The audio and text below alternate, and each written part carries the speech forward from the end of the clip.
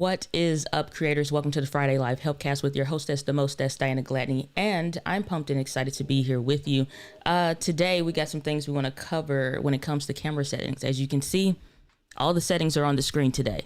It's not going to stay this way. Obviously, we'll change it, but I want you all to get to a point to where you are very comfortable when you pick up one of these because you invested in it. And when you invest in something, that means that you also invest in learning how to use it, how to get your money's worth essentially when you get this device. It is one of the most crushing feelings that I have is when I get emails from people that say that they don't use their cameras. They don't use their investments. And that's cool. Like I get it, but at the same time, I don't. Because 2020 was one hell of a year for many people. And so if you took away from your household some money and you picked up something like this here, the Sony ZV-1, maybe the Sony ZV-E10, maybe both of them, picked up some mics, picked up some lights, picked up some different things that you said you wanted things to look right. I am here because I want things to look right. And you said that you were going to get a return on your investment, that ROI. So today I want to make sure that you get that ROI in your content with what you're doing. I can do all the tips around the YouTube. I can do all the tips around the camera, but I want to make sure that your questions are addressed because I've gotten quite a few messages this week, specifically from people that are saying like, should I get this versus that? Should I get this versus that? And it's like, honestly, the most interesting thing, like when you're getting into all of this stuff is that, I swear to you, you think this makes the difference in whether or not you get a quality image, when in truth, these aren't the biggest guns in the street, right? This is not the biggest deal when it comes to things. It helps because it makes sure the camera body itself makes sure that you have everything else going for you. It makes sure you're good. Like you got settings, you can record 4K, that's available. It makes sure that you can see the audio meters on the screen. It makes sure that you can, have a headphone port if that's important to you. And if you're doing video, I would imagine that it is to some extent. And if you're doing video, that you can get the look that you want. But in truth, what honestly gives you the quality look starts with lights, starts with the microphone before the camera body ever becomes present, because you can literally do that with your phone. And then it's the lenses. And this is what gives you the aperture so that you get the blurry background or not. So this is the 10 to 18. It has an f4. So which means this number, we're going to be doing a little show and tell today. This number right here says f1.8. That's the aperture. If you take the lens off of your camera, that number disappears because it's not based on the camera. It's based on the lens. So when you see that F number, 1.8, F12, you can literally adjust it. I'm going to go through all the camera things today because I want to know that we are constantly putting this issue to rest, because I deeply desire for this next year to be a year that you create more content than you've ever created, that you create more impact in the lives of the people that you're intending to reach, and that this stops becoming the biggest weight in the room. Let's see who we got going on in the chat. Say hello to some fam real quick. Wagwan? Okay, I don't know what you mean by that, but all right, Merry Christmas to you. What is going on? Evolving Butterfly. I see you changed your name. Good to see you. Glad that you're here. Chad B in the house. What is going on? Good to see you. Glad that you're here. Saying thanks for thumbing up the video, everyone. Absolutely appreciate you. Saying kelmarktv.com. Good to see you. Glad you're here. Saying preach. Alrighty. So this F number right here is going to change depending on the lens that you use on your camera. So if you're using a kit lens, it'll say f3.5 to 5.6. So if I was to change this on the camera, which I'm not, if I was to change this, the image would start to get darker. That's one of those key components when it comes to the exposure triangle.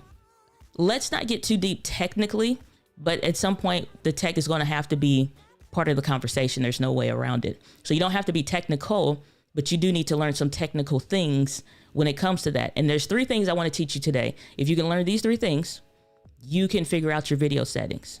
This is usually going to be one of the components when it comes to what is messing up on the camera. It's 3 things. And these things you really want to know. The aperture, the shutter speed, and the ISO. The aperture. Where's a pen? So I don't have to, because I feel like my arms or fingers are short or something. Let's see. Aperture is right here. This F number. Aperture, f-stop, it's all the same. Right? You see that number right there? That's the aperture. The shutter speed, this number right here. Right?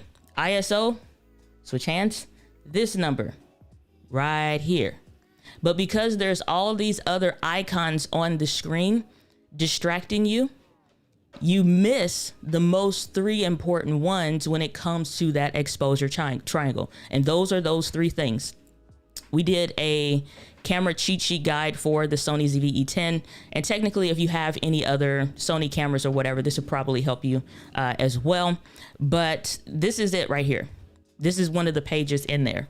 Because this is part of the conversations. Like all of this stuff gets on the screen and it starts distracting you. This is literally what everything on that screen means. You got the letting you know it's a movie mode notification, how much recording time is left, the video frame rate and the resolution. You got all kinds of stuff happening, right? How long have we been, how much time has elapsed for recording? Is the recording symbol on? What are the audio meters at? All of these different things that, like the dashboard on your not your computer, but your car, there will always be a bunch of things, but there's really only a few things that you pay attention to. First off, the gas. How much gas do you have? Put a 1 in the chat if you pay attention to the gas first. You will eventually, once you get into motion, you pay attention to the speedometer. But if you're not in motion, you don't pay attention to the speedometer. Cameras work the same way, kind of like cars. There are things to pay attention to once you're in motion. There are different things to pay attention to if you're just sitting doing nothing. So if you're in a home office setting like this, either way, there's always going to be these 3 things to pay attention to, like the gas. It's like, you can't go anywhere that day, or, you don't have to go to the gas station that day. Check engine light. Is your tire pressure low? It's getting cold outside. Some of y'all already got snow, and may the Lord bless you and keep you always. But if the tire pressure is too low, before I even take off, either I need to hurry up and get someplace that I can put air in my tire, or maybe you got a pump or something in the house, garage, whatever, you top off before you head out, right?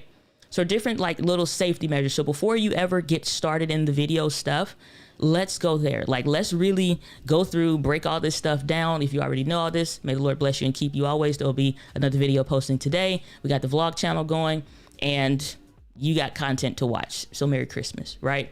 For those of you that are new, welcome aboard. You're going to be taken care of today, right? You don't need to pay attention to all of these things on the screen. You only need to pay attention to a few. Again, the aperture, the shutter speed, the ISO. Again, to point those out, this is the aperture, this number right here.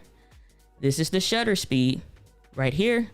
And this number right here is the ISO, right? This one. So that, because the pen has 2 ends. That right there, that's the ISO. Those are the 3 most important things when it comes to doing video that you really need to pay attention to. And here's the thing, guys. Once I'm gonna teach you this stuff, this should never be like a problem for you. Like, you can just come back to this video. All right, here's how this stream is gonna go today. We will get into Q&A later. I'll turn the icons off and we'll move on with life. But for right now, there's a couple things that I want to address because I want to make sure that y'all get this. Okay. When you make settings changes to your camera, essentially, hold on, what happened to my XLR cord? Sorry, technical difficulties at the moment. Otherwise the cable would pop out of the thingy. Give me 3.32 seconds and there we go. All right, back here. So here's the thing. This number, this F number right here, does not exist until you put a lens on your camera. How much you can adjust the other things is going to be based on this, or how much you can adjust the ISO, I'll say, is going to be based on this first. But let's go into the first things to check. All right. When you first put your camera on a tripod, you turn it on, You go through one of the settings videos that I taught you, whether that's for the M50, whether that's for the Sony ZV-E10, A64, A6600, ZV-1, whatever. You set it up and you've optimized your camera for video first. The next thing that you want to do is decide your frame rate. When I'm doing the live streams, I'll usually do 30 frames per second. You see this denoted here, 30p. You also see it like written out as 30 FPS, but it'll be 30p on the camera. So you set that to 30 frames per second or 24, whatever.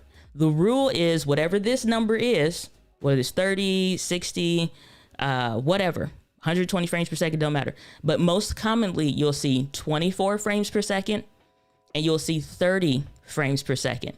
What you decide is based on you. When I'm doing my regular YouTube videos, I'll do 24 frames per second. When I'm doing a live stream, I'll do 30 frames per second. And the reason why is because if I decide I want to color grade it, one day I may want to shoot and test S-Log 2 or 3. Another day I may decide I want to use something else in the camera. And I'm always constantly experimenting and testing stuff. More than likely, we're going to do maybe very light to minimal, if anything, color grading, maybe on a dedicated video or something like that, right?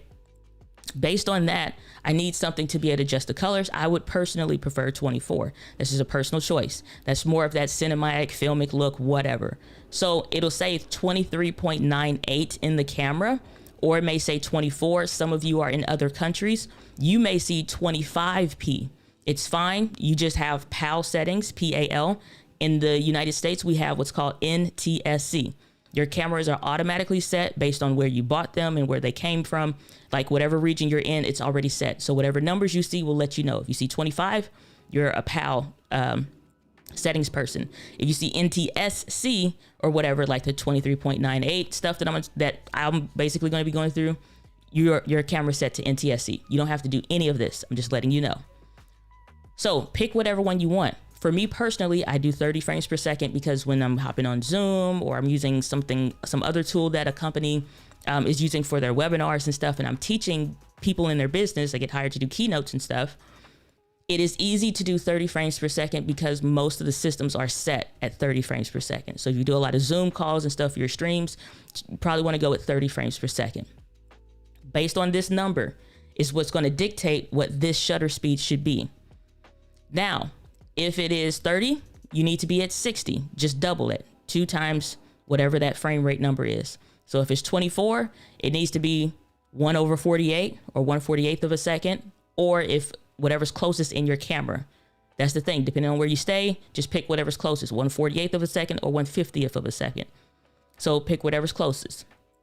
So because I'm at 30, I'm going to choose 60 right here, 1/60th of a second.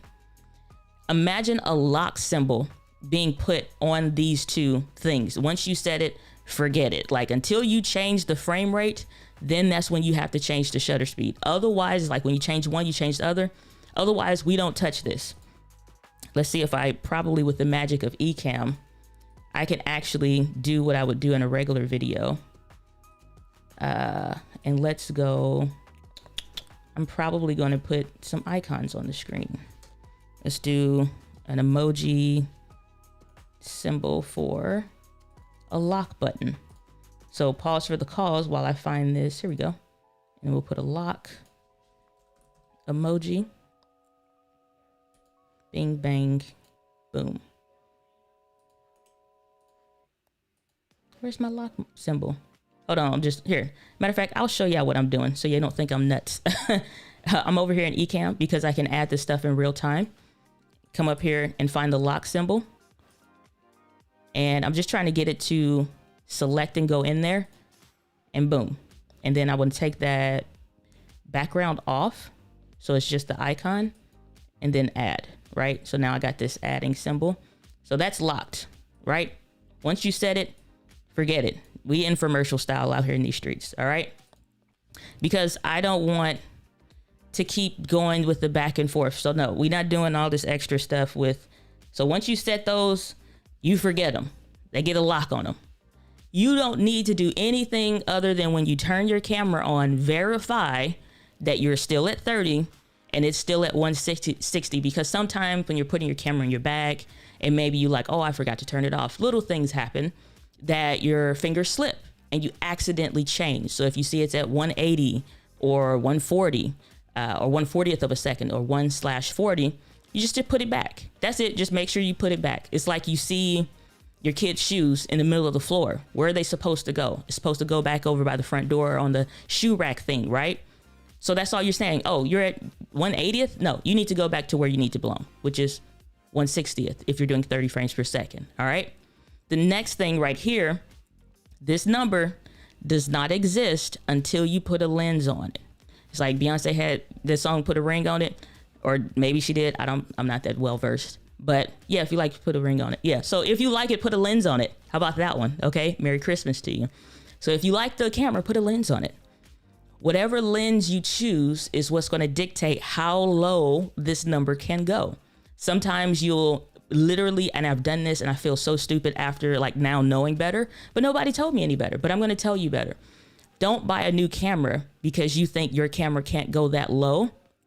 Unless it's something like the ZV-1 where the lens is baked into the camera and there's no way to take this off, then at that point, you may need something else. But if you have a camera like this one, where you can put your own lens on here, you need to make sure that whatever lens you get has the lowest aperture or f-stop. Those words are interchangeable. They mean the same.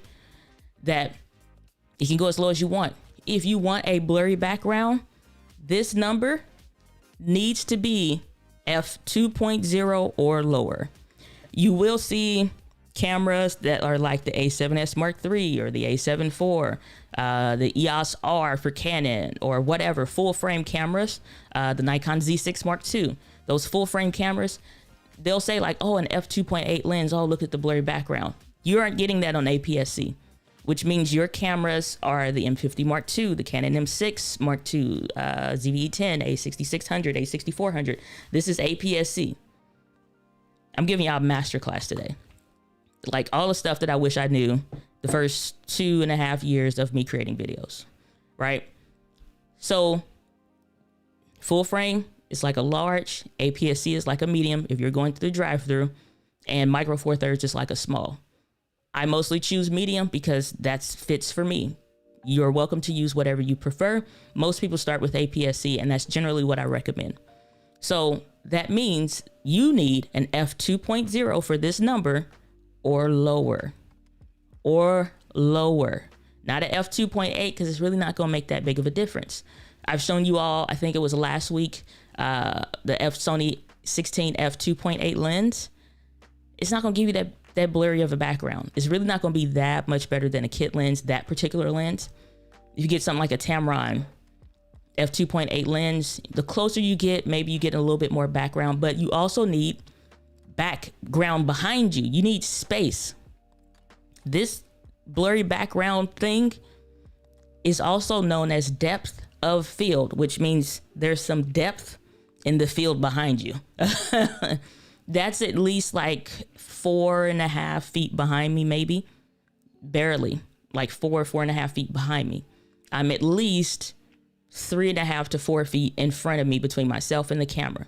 So you have the camera, you have myself, and then you have a background. That's why you see the focal length that you do, which is the difference between me and the camera, like how much of my head and shoulders and stuff is in the shot. But the blurry background part comes from me being away from the wall and there actually being a background to blur. And this number is lower than an f2.0. So that's how we get the blurry background. I'm gonna pause for a second, go through the chat real quick, say what's up to the fam, because make sure we get any questions or something of where we are thus far. Saying Wagwan means hello in Jamaica. Wagwan, brother. Wagwan in Jamaican, brother. Yeah, I know the language. Me know it. Me don't forget you're from Jamaica. Maybe alright. Wagwan, brother. Tell me if I said that right. I'm just going off of what I see in movies and stuff. Saying, hi, Diana. Love your content. More love connection. Well, thank you so much. I appreciate that. Question. How do I get the Sony ZV-E10 to stop getting dark and bright on Ecamm? I'm gonna fix that in about 2.2 seconds. I'm going through the aperture stuff first. I'm gonna heighten or highlight your question and come back to that and let you know when we get there. So if you need to step out for a second, I got you. But I'm getting there in a second, because you can't adjust the ISO, which is probably your issue, being on auto or something, until we put a lens on the camera, and that's going to dictate it. So we'll be right there. We'll be right there after these messages.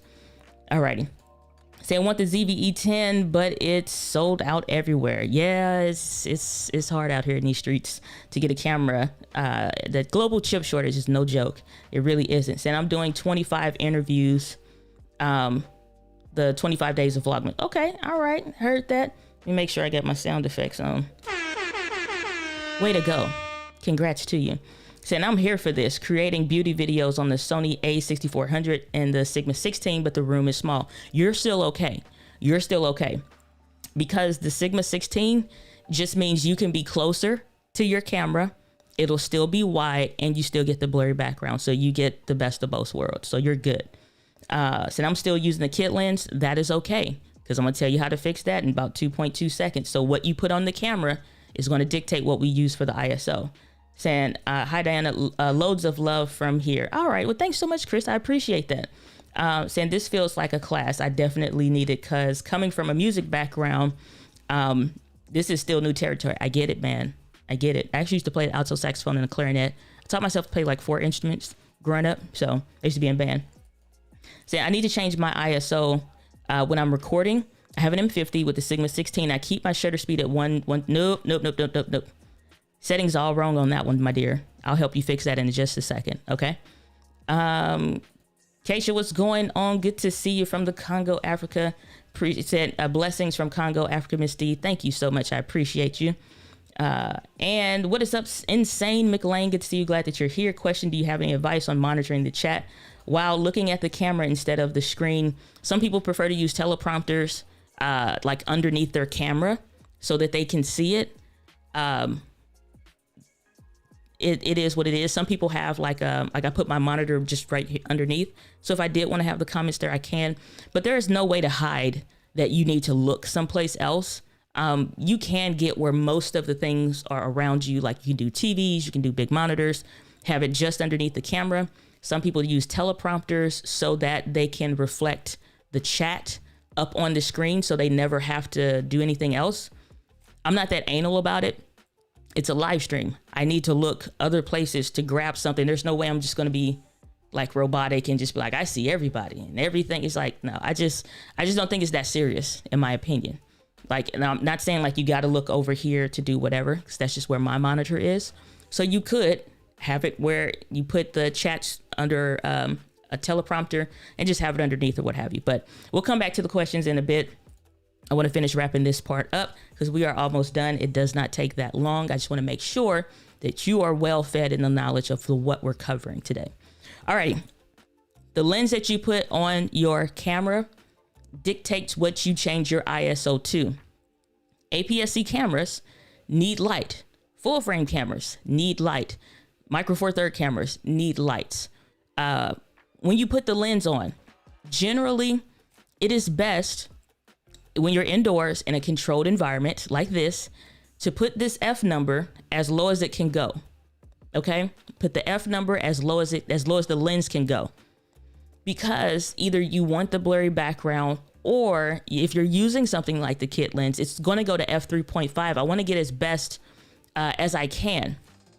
The kit lens is different because it has something called a variable aperture, which means the more that you zoom in on that lens, like if you need to like go to 20 millimeters or something on the lens or something close to that focal length, your lens is going to change apertures based on you zooming. That's why lenses that can zoom and stay at an f2.8 or zoom and stay at an f1.8 cost a whole bunch of money. It's a lot of expensive glass that goes in that lens. But something like the Sigma 16 is just one big bulky piece of glass and it's one focal length. That's why prime lenses tend to be a little bit cheaper. So that's why. So take your aperture number and put it as low as it can go. If that's an f3.5, that just means you're going to change your ISO to something different.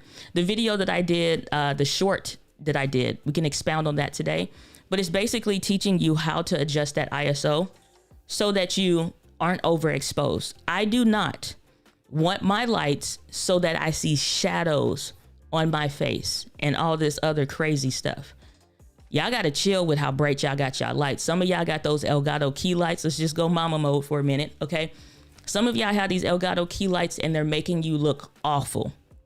For the money that you're spending, they're making you look awful because it's so bright. Where's my light at? Here it is.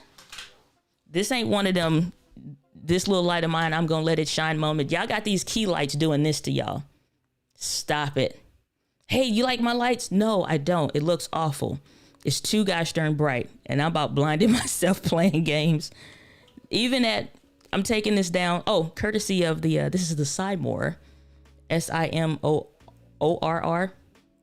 light by Small Rig. They sent me a little care package for the ZV-10. We'll cover that on the channel. But y'all got y'all Elgato key lights doing this. This is as low as this can go. But you got your Elgato key lights doing this. And you look like you in an interrogation room on the first 48. This does not look flattering. And then you got two of them. This is just one, plus one light up here and a ceiling light on. This is not flattering. It's too bright. The closer that light is to you, or the stronger that light is to you, the more harsh it'll look. So if I turn this up from, that was even at 23%. So this is now at 1%. I really like this light, by the way. Matter of fact, we're going for the gold. Turn these off. I can't turn the ceiling light off because I'm sitting here. But this is now at 1%, 5,400 kelvins. You see how soft this light is? You see how soft this light is on my face? Even though it's light, it still is causing harsher spots here. When you turn that light up because you're like, oh no, that's too dark, I need it, whatever. Now it looks brighter and brighter and brighter. And then you got your ISO cranked all the way up. You're looking awful. This is like, stop this. This is not good. Those lights are frosted. It has what's called a frosted panel. They are not diffused. Diffused lights are lights that have a soft fabric, like a shower curtain like, or pillowcase, even kind of a sheer curtain kind of a thing, but it's good for reflecting heat and not, doing all that stuff to you.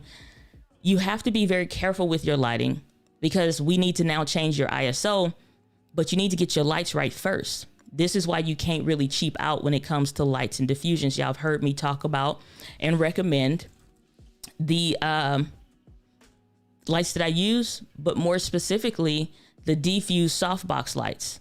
These softbox lights are like, or softbox, pop-up softbox, helps to diffuse the light so that it's soft. It spreads it so that it's even. Looking on the website, here we go. This is my website on the tools page, the resources, dianagladney.com/resources. But this is the tools page that I have set up. It lets you know all the gear I use and recommend. This is my lighting kit, the Viltrox LED lighting kit. These lights panels are frosted. They are not diffused. It is a difference. And yes, if you're out and about doing something like Anna and Fulgens does when we were in New York and stuff, you can make it work at that point. Then that's fine. That's a different kind of a setup, but not when you at home. These are these diffusion softbox lights that I'm talking about that basically help you go from what we were doing with this light shining bright on our faces, creating harsh white spots that look horrible. If you can hold your hand up to the camera and see the details in your hand, you should be very much so evenly exposed. If you notice, like when I had this light on, I really need to make sure I don't see like stars. If you notice, I can't see details now. Like if I look at my hand, like for the as bright as some of y'all have your lights, if you do this and you see it look like a whiteout on your hand, you can't see, your lights are too strong. Your lights are too strong. If I take this down, let's go all the way down to 30% now. It's still too bright because it's not diffused. It's directly shining at the light. This panel on this light is frosted. It's frosted, but it's not diffused. Diffusion has the light, some separation between it, and it's going to spread that out so that it's even and it's soft. So sometimes y'all just need to fix your lights. Get diffusion. It doesn't matter what lights you're using. Even if you're using those Elgato key lights, you still need diffusion. But please stop with the how you like my video and sending me DMs on Instagram. I don't like them. It looks awful. It looks like a nightmare. I want you to look like you're in a dream, not a nightmare. Okay, I'm gonna help you achieve that today. So now, we now know in this area, we want the blurry background. We figured out the aperture stuff. May the Lord bless you and keep you always. Put a lock on it. Once you see, all you're doing now when you're checking is verifying that the aperture is back to the lowest number that it can go on the lens. We're good to go from there. The only thing left to change now, right now, is going to be the ISO. The ISO on the camera right now is set to 160. Some of y'all have it set up here and the lights are diffused and you do look fine, but your ISO is way into the stratosphere. I don't know why. Don't say I taught you that, because I ain't teach you that. What you can know though, and now let's introduce a new area on the camera to kind of help you. This number is called, or this thing I'm going to teach you, and Canon users, y'all not left behind or anybody else, it's called the exposure meter. It looks like the greater than, less than symbol. On Sony, they just have this number right here. You see like it's blinking and it's saying +2. That means you're overexposed. If I hold my hand up to the thing, it's a whiteout, right? But if I'm looking, I'm sitting where I'm going to sit, I get everything else like we talked about, and I start bringing this down and I see, well, oh, it's like 800. I saw because I was copying somebody's video and they had theirs at 800. Stop doing that. Y'all cheating on people testing, they failing too. Like that's what I get it now. Like I was in elementary school, like 3rd grade. Side story real quick. Elementary teacher was like, some of y'all cheating and you cheating off people you think know the answer and they getting it wrong too. And all of y'all failing. I didn't cheat though. So I was like, well, if I failed, it was on me. Okay. I still didn't know. And some of y'all cheating, trying to look at somebody else's video. And when they do stuff like this and say, I'm gonna put same camera, same lens, copy they settings, I'm gonna be good. No, you're not. Because I have a window right here that's tinted. If I take that tint off the window, this whole situation changed when it comes to how bright the lights be. Maybe they go from 40% to 25% because that's what's needed based on the environment. So learn to read your room. Like, do you have a light? Close the curtain. Or you're like, well, I want it to be natural light. Okay, great. Know that that's going to change as the sun comes out and curtains come over and all that, or not curtains, clouds come over and all that stuff. Put your hand up to your camera, sit where you're going to sit with your lights. If you're down to 100 and it still looks like this on the ISO, your lights are too bright. If you can put your hand up where you're going to sit and your lights are on and you're at ISO 100, f3.5 or something like that or whatever, and your hand still looks like this is way too bright, your lights are too strong. You need diffusion or you need to back them up. My lights ain't sitting right on my face. They are recessed back, so they're pushed back that same 3.5 something feet by the camera. They're up taller than me and they're pointing down to cast a light. The other light is not even pointing at me, it's pointing towards the background today.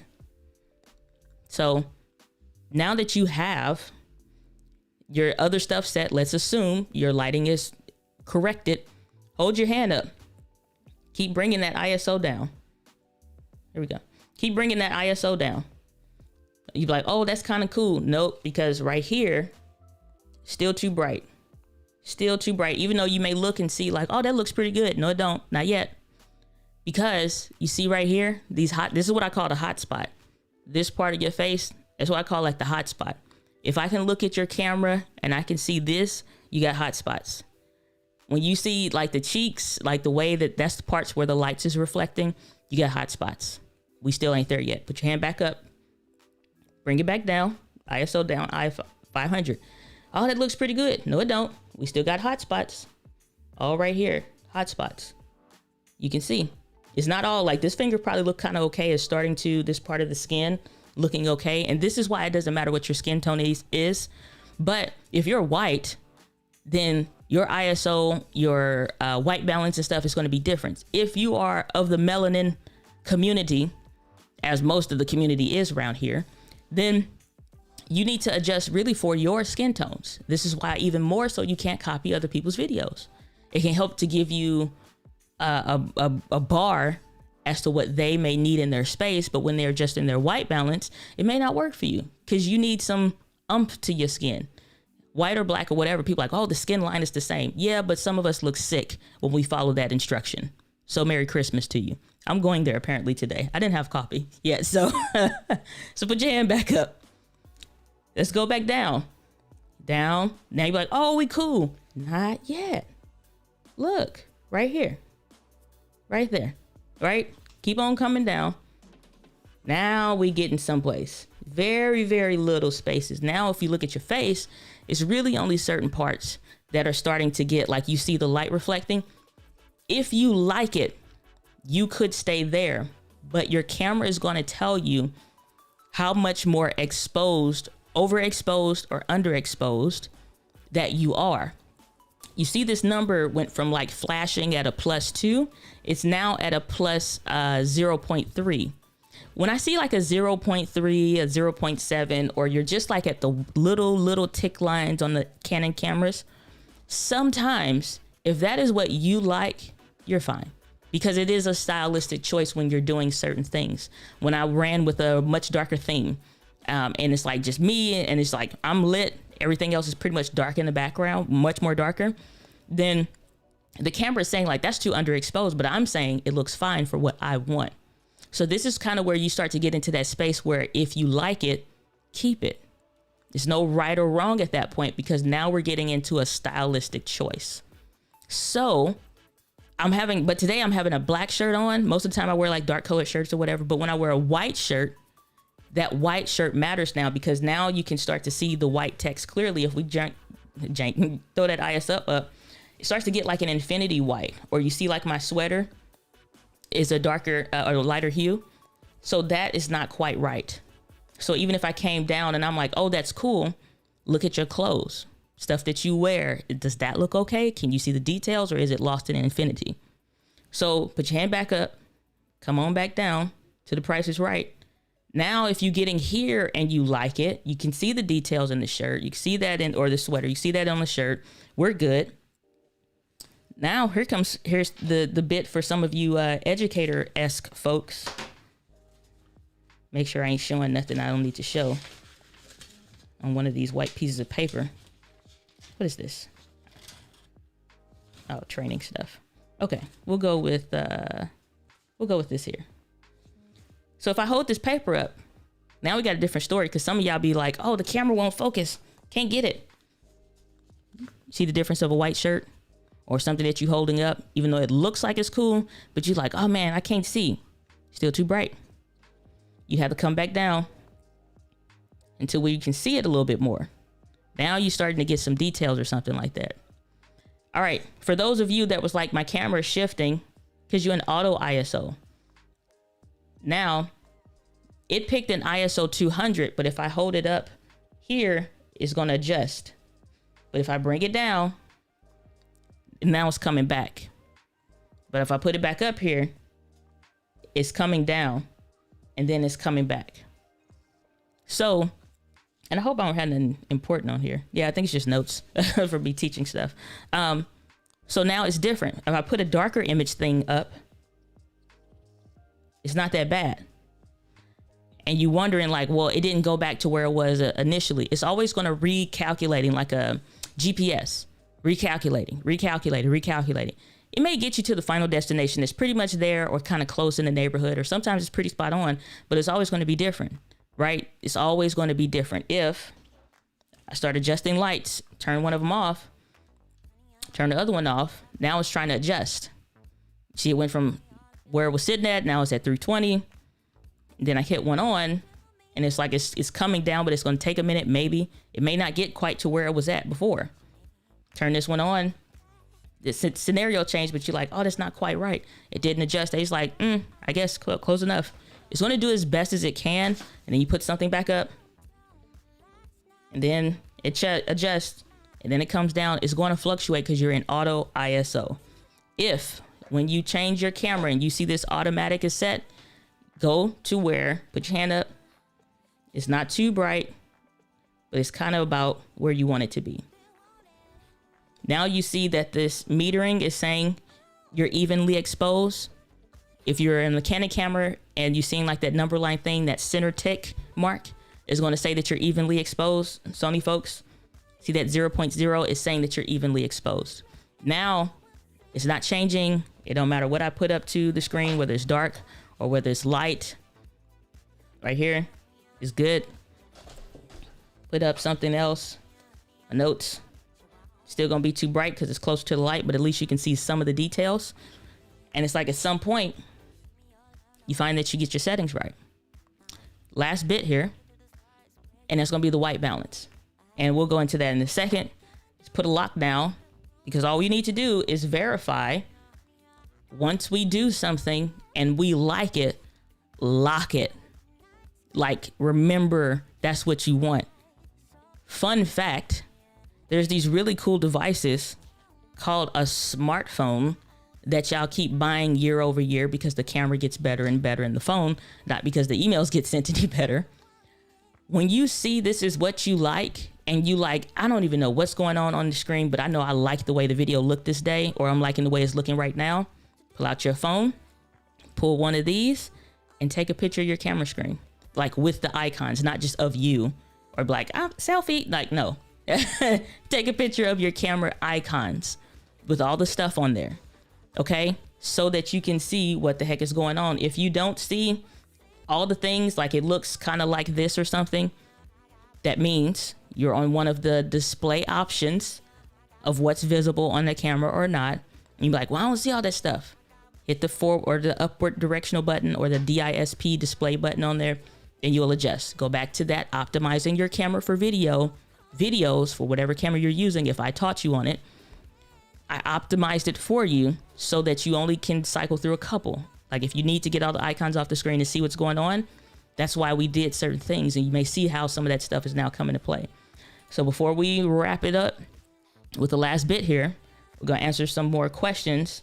Let's come back around to one and answer your question, Tyler, because you're saying using the kit lens, again, the aperture, put that where it needs to be first, and then you can adjust your ISO accordingly. So that addresses that issue. And More Love Connection said previously, I need to change my ISO when I'm recording. I have an M50 and the Sigma 16. I keep changing, or I keep my shutter speed at 1/25th, f-stop at f2.4 to 4.0, and ISO changes. No, I don't even care what lighting setup that you're at.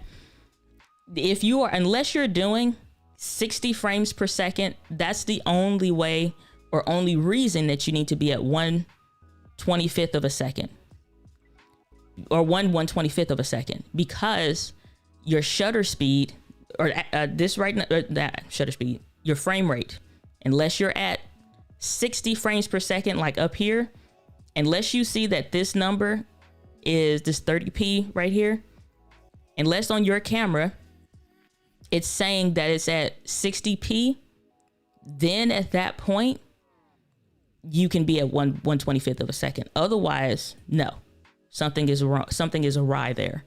And matter of fact, I don't even have any Canon cameras anymore, but I do believe I still have the original M50 guide that I did, and it had some screen captures in there. So I probably can show you where that is on your camera really quick.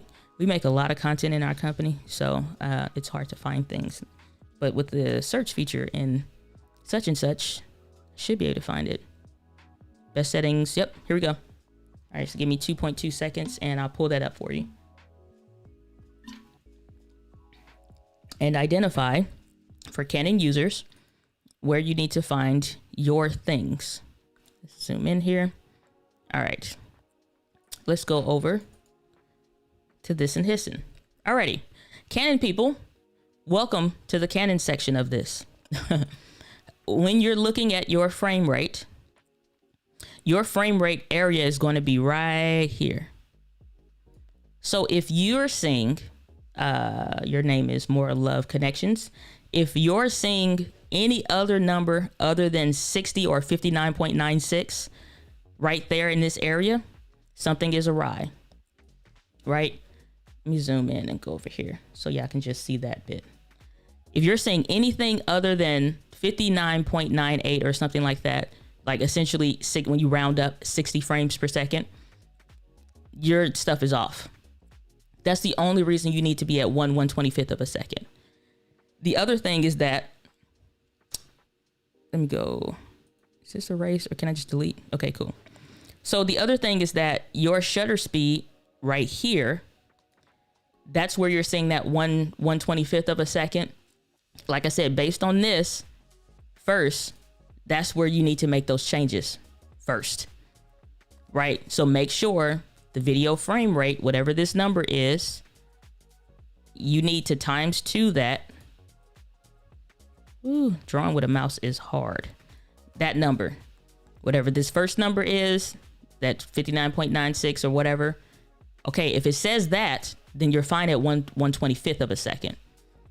And then your aperture, you said you're at between f2.4 and 4.0. If you're at the Sigma 16, you can go all the way down to f1.4. That's just going to depend on how blurry the background that you want.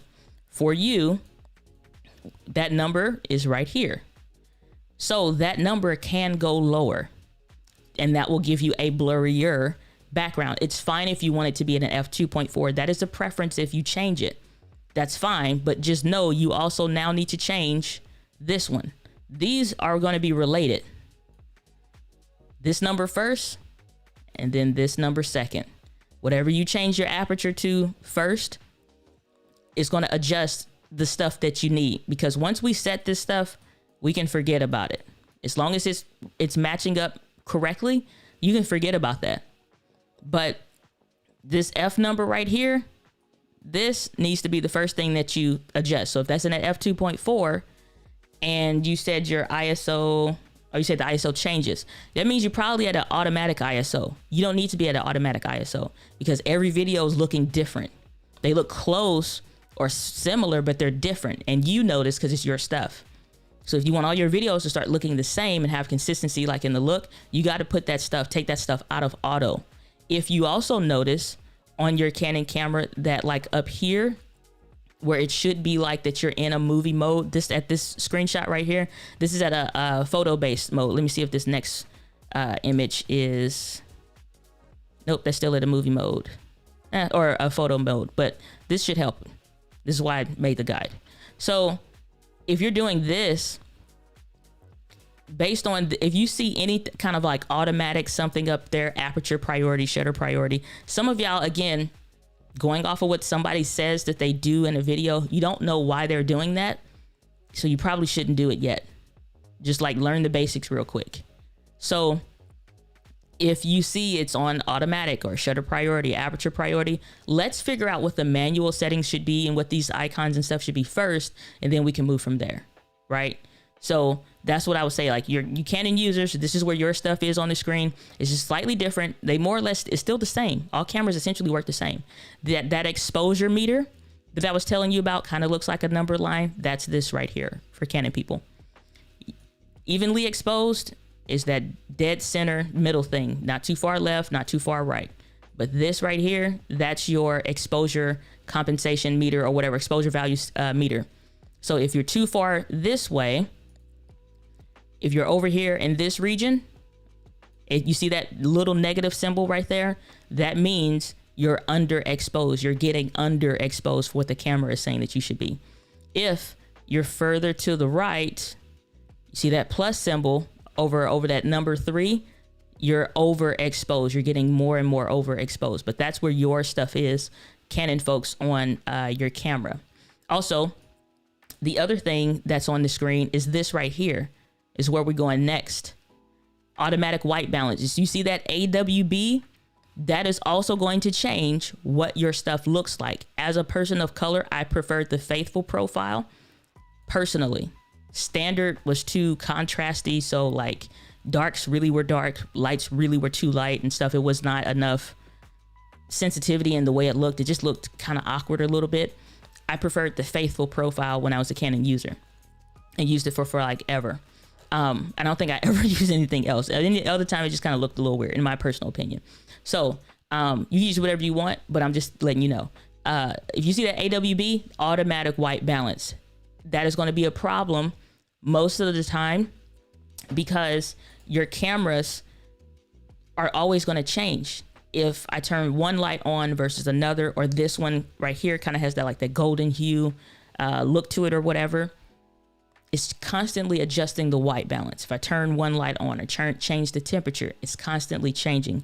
You don't want that. What you do want to do is know your white balance stuff. This is where this is white balance settings. You see that's at 5,200 people, 5,200. And this little thing icon with the 3, that lets me know it's at a custom setting, a custom white balance, which means I took my gray card, which is right here. Took my gray card, $7 on Amazon.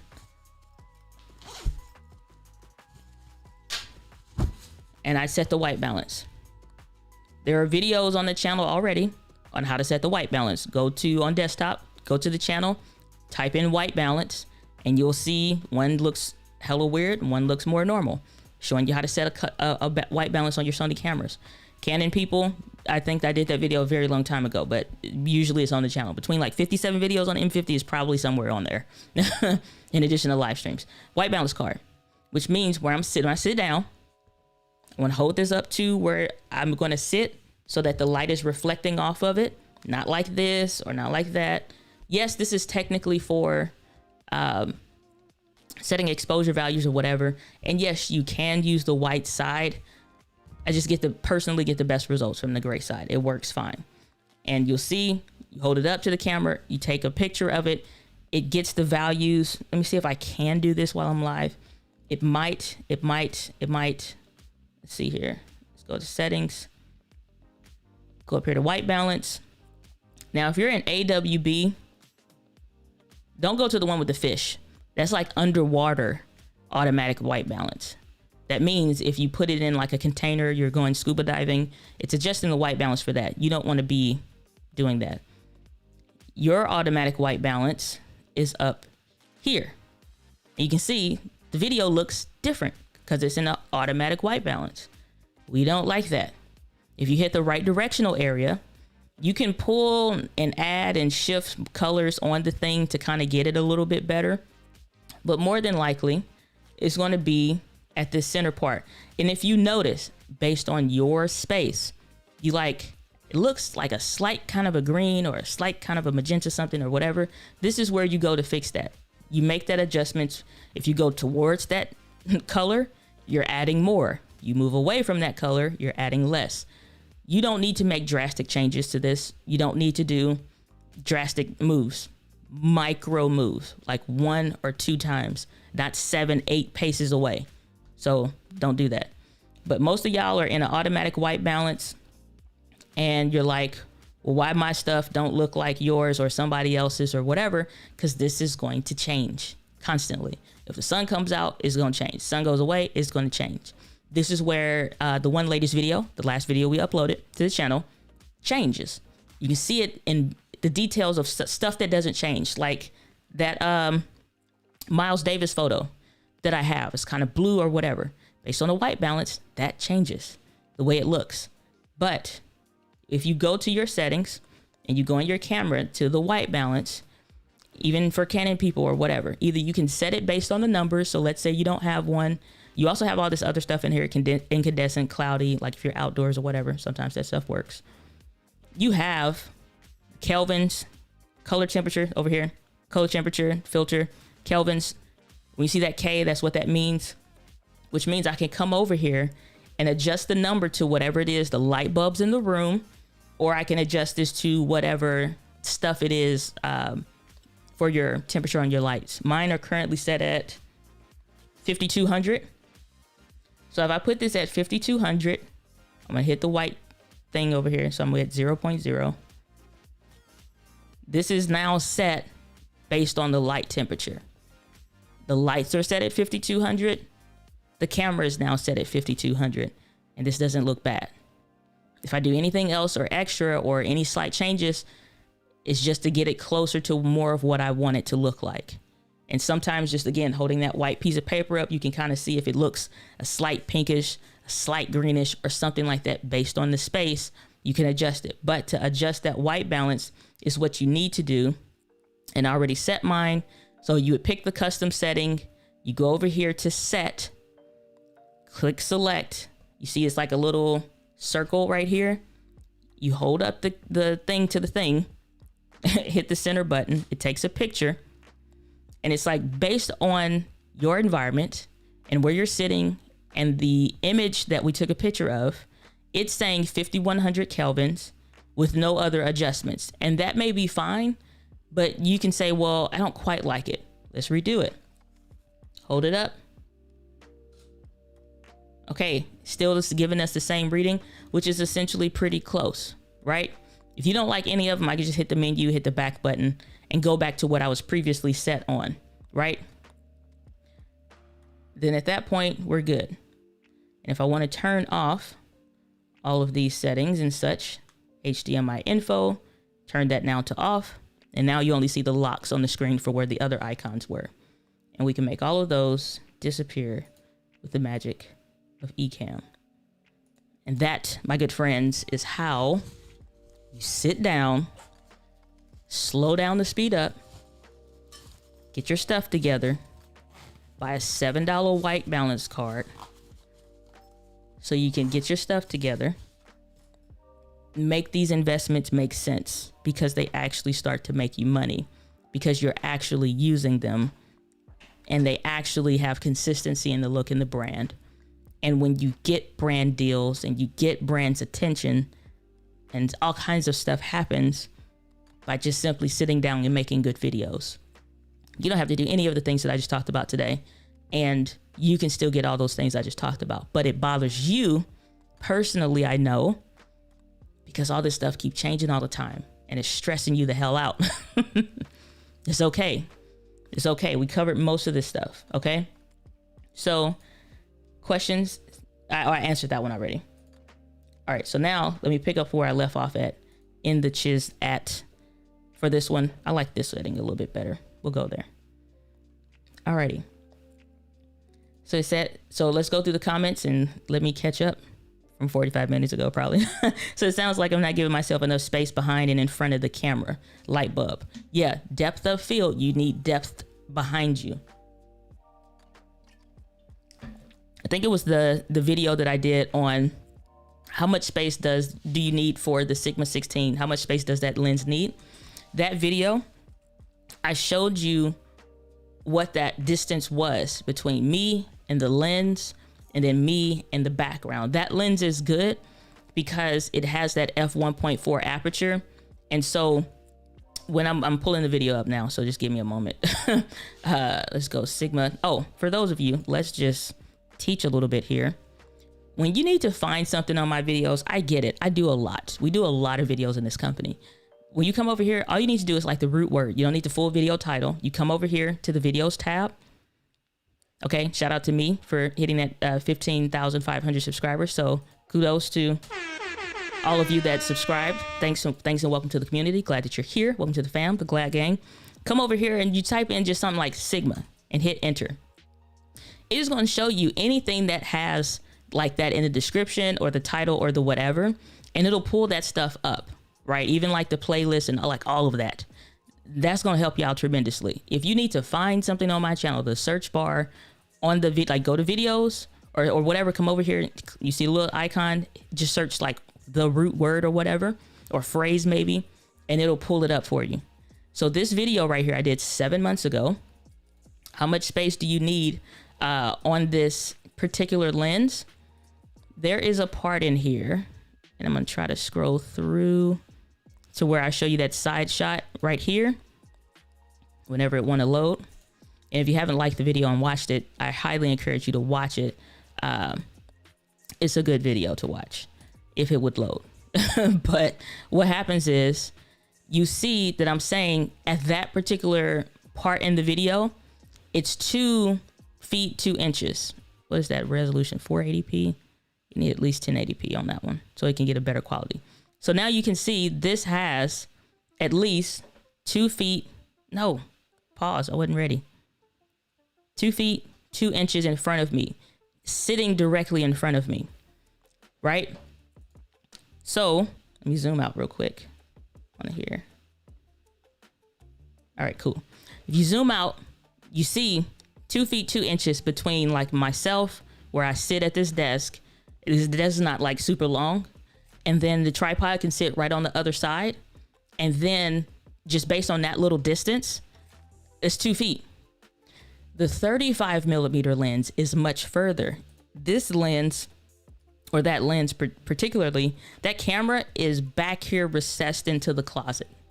So when you're seeing this shot, that I like me sitting at the desk and stuff like that on this 35 millimeter lens, the blurry background is different. That lens is sitting like, this is the closet door right here. And then here's the camera, like sitting back there. That's an extra foot or so. You also see that, like I was saying, like the lights are being diffused. That's this right here. So this setup hasn't changed.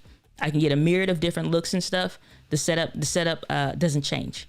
The lighting and stuff like that more or less doesn't change. It's still recessed into the closet, and you can see it looks a little weird because it seems like we're pretty much. I'm not that tall, and based on where this camera is that's getting this shot, that's why it looks like, oh, it's like it's right in front of your face. No, it's not. That's just a camera trick based on perception. That's literally all that is. But if you saw me, I'm like down here where the mic is. That's like my true height, because you can see where that mic is. That's more or less the true height when I'm sitting over there, or like where I'm at right now. And then the camera is right here. And then the light is up in here. And it's a even soft light. So if you got this Sigma 16 lens and you can sit that close, you're cool. And you can get a pretty much like a wider, like this depth of field. This is cool. Like you see way more of the bookshelf and all the stuff or whatever. Like you see way more than like right here. For example, you see how much is in the shot right here? This is with that 3.5 or so feet between myself and the 35 millimeter lens on that Sony a6400 that you're looking at right now. That light is up there, like it's way up there. So like I said, I'm not that tall. The camera lens is coming up here where my eyes are, but it's even taller than that. So when we come back over here to this scene and setup, you see way more of the bookshelf. You see way more or whatever. It's still it's like kind of blurry, but it's not the same. So that's the difference, like with the what you're describing with your setup and stuff. It looks a little different. So hopefully that helps. Millennial Rocky or is it like Riki? Good to see you. Glad that you're here. Let me know if I said that right. Sourcing, you are safe and well. Indeed I am. Thank you so much. Saying cool. You are most. Y'all be laughing, and it's been so long. It's like I don't know why, but I'm with it. We're here with it. We're here for it. Okay, so we got that one. Saying just know I'm clipping your attempt at or clapping at your attempt, saving it for the. You know what? We're clipping it. This is where I mess up in the live streams, because y'all get me acting goofy or whatever, and then it shows up on Instagram with a tag. It's like, hey, this was Diane on the stream today. Y'all be selling me out. Selling me out. Best settings for the Rode Video Micro with the Sony a6600. Great question. The Rode Video Micro is a little shotgun microphone, looks like this in hissing. You'll see this is actually the ZV-E10. A6600 is here. Usually, make sure I get this right. When you're holding the camera, it's like this far. It's like arm's length most of the time. Or if it's sitting in front of you, kit lens, Sigma 16, whatever, is that far away. So it's not that far. The settings that are on your audio for your microphone, it's your voice projection. Sometimes you can talk soft. When I'm usually doing a live stream, I'm projecting my voice a little bit more. It's just more energy. And then like if I'm doing a podcast, it's usually down here. And so I don't have to talk as loud because I'm getting your attention and I don't have to project. But when I'm talking, usually with the live stream, this is just where the energy is. And this is where my voice is, which means the audio will tend to be a little bit different. And I don't have a microphone hooked up there, but it's going to be based on your voice. I would say if you are using that's an omnidirectional microphone, you probably are going to be, you could like your male, I'm imagining like let's say semi-deep voice or something like that. You may be anywhere between the number 8 and the number 12, potentially, maybe even 15 on the microphone meters. But where your audio needs to be is going to be based off of, where's my camera thing? It's going to be based off of your voice, the microphone, and how close you are to it.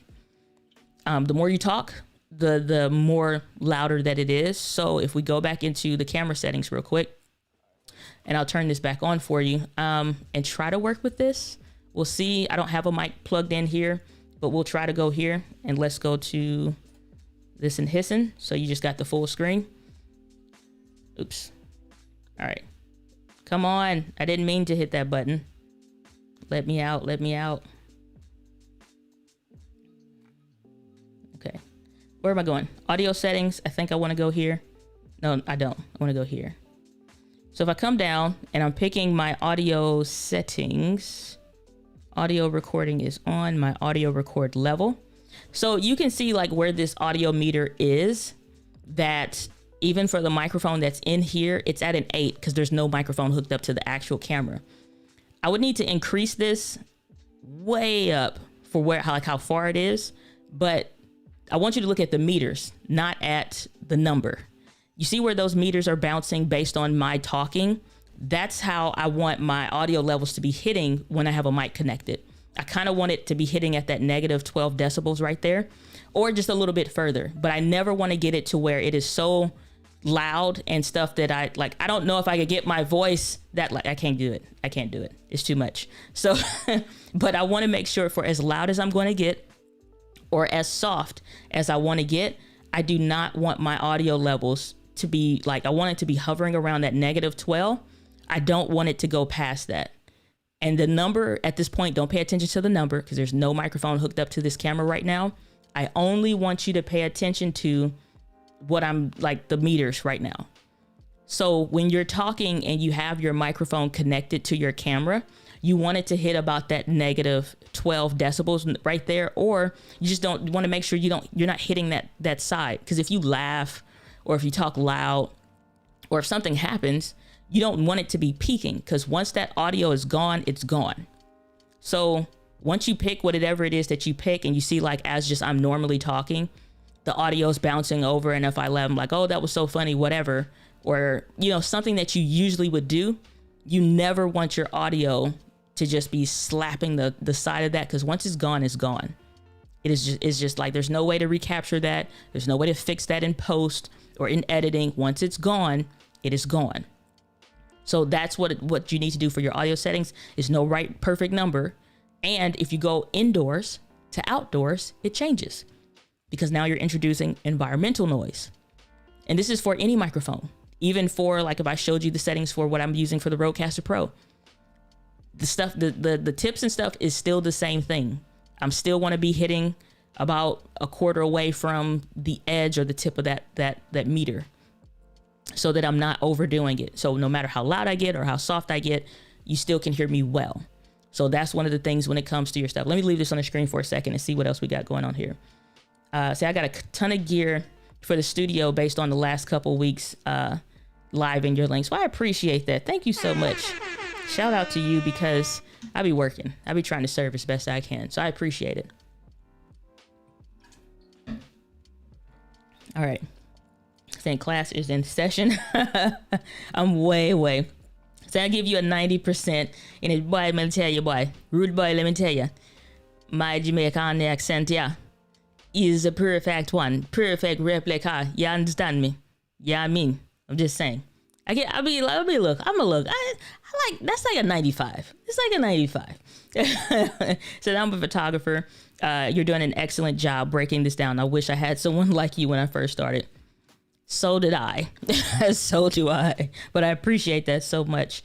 So I'm crossing the camera bridge, but still iffy on the lighting. I want an RGB light, but diffusion, and only see groove with one suitable option with their glide wall. So here's the thing with lighting stuff, lighting can be flexible, because when you are using lights and stuff, for example, when I go out of town, you can still get these little ones are bees knees Hall of Fame kind of a stuff, because you can turn a light on like this, but bounce it off the wall, and the wall becomes the diffusion. The wall becomes the diffusion, not actually if some of y'all do this, Wrong. Turn it away from you and you point it up and you can kind of see, oops, there's no way for me to put that away other than put it down. But you can kind of see the difference that it kind of adds versus, you know what I'm saying? Like, so you can bounce it off the wall, even the ceiling. That is helpful too, depending on what you're doing. The desktop thumbnail picture that I use and stuff like that, that was at like 12 midnight. And I'm just trying to go for a certain kind of aesthetic. I can show y'all what that looks like. Here, let's do this. This. So this is my desktop. I don't need that camera angle no more. So this is my desktop. This picture that I took is based on, this was done at midnight, but I wanted it to have that sun porch kind of a vibe. So like that hue. And I wanted it to not be like super bright or whatever. And because I'm standing right over the stuff, because I didn't have anything to do a top-down shot at that time. So I needed to get up on like a step stool, because I'm short, and like point the camera down at it. But I couldn't do that without casting my own shadow over the stuff. And I wanted it to have this hue, this like brownish, it's like sun porch on a nice spring day kind of a hue. Okay, what I did was took the little light that I just showed you. It wasn't this one specifically, but I took a light like this, turned it on at like something like 55 or something 100 kelvins or whatever. But I just angled it. I had one camera in my hand and I had the other one holding the light. And that's how I got that shot. And I turned every other light off, so I literally could just control the lighting in the space. And I bounced it off the wall. That light reflected back down. It is just literally on this desk with a different piece of wood that I put down. And I took that picture. So you can do a lot with a little. These lights still work. It's just how you use them. And you can use your environment in your space to help cast more light and reflect the light and bounce it off the wall and stuff like that. So saying chill with y'all lights. I got a little sensitive back there for a moment. I'm just saying. It does look like the first 48. I'm telling y'all get them Elgato key lights, and I like Elgato, don't get me wrong, but y'all be like, no, Detective Mason, I promise you I wasn't like, no, it was Elroy. Elroy was back in the Cadillac, and he said, and I'm like, you'd be like, you like my stream dye? And it's like, no, it's not looking great. And you'd be like, I got a color light. Okay. You look like the first 48 with colored Christmas lights. I don't know what to tell you. Don't look great. Like, let's fix it. Like, we can fix these things. Like, you can look what you think you look like, but you don't right now. But we can get it there. I promise you. Like, I'm with you. We can get it there. Let's not go into the first of the year looking like we all in the first 48. Let's just do that. Can we set that as a New Year's resolution? I'm just saying thank you for your knowledge and advice. You are most welcome. Saying dang, glad to be of service. Miss Finance, good to see you. Glad that you're here. I'm going to take the icons off the screen unless y'all have other questions, but I guess I'll leave it on for a little bit longer. Hopefully that's not super distracting. Question, would you use the light you're currently holding as a hair light? You could, because if we take a look at, let's go here. If we take a look, now you would need to, it's usually in the ceiling or something like that. Let me turn it to, let's do 5400 kelvins. Let's turn it down. A hair light is just supposed to be like a glow.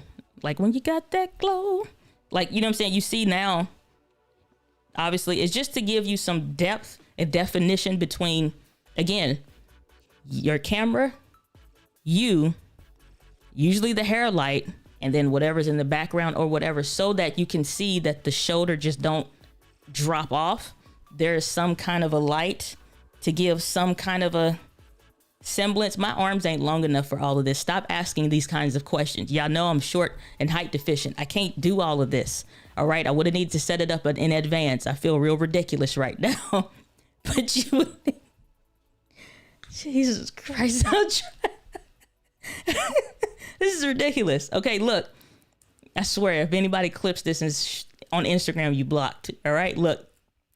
So this is what it would be like, though. Soft light, enough to cast it, to give definition between you, your shoulder, and stuff like that. That's the kind of, definition. So you can use it like that. You just need to make sure it's angled properly. And if anybody clips that piece, me saying my arms aren't short enough, you're blocked from the channel. All right. Saying thanks for keeping this so simple and easy to follow. My pleasure. Glad to be of service. Miss Gigi, good to see you. Glad that you are here. Alrighty, let's see what other questions. I'm trying. Saying I'm weak. Both of y'all fail. My teachers were ruthless in elementary school.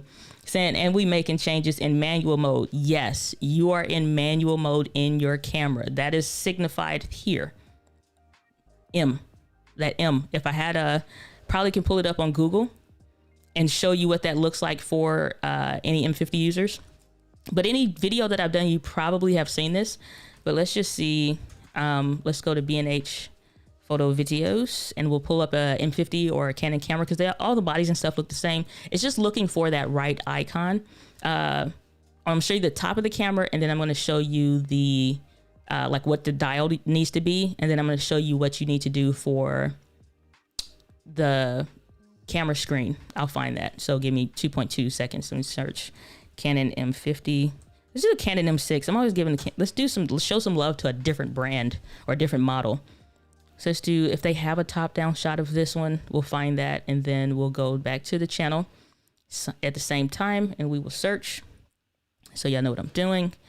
Let's go here. Canon M50.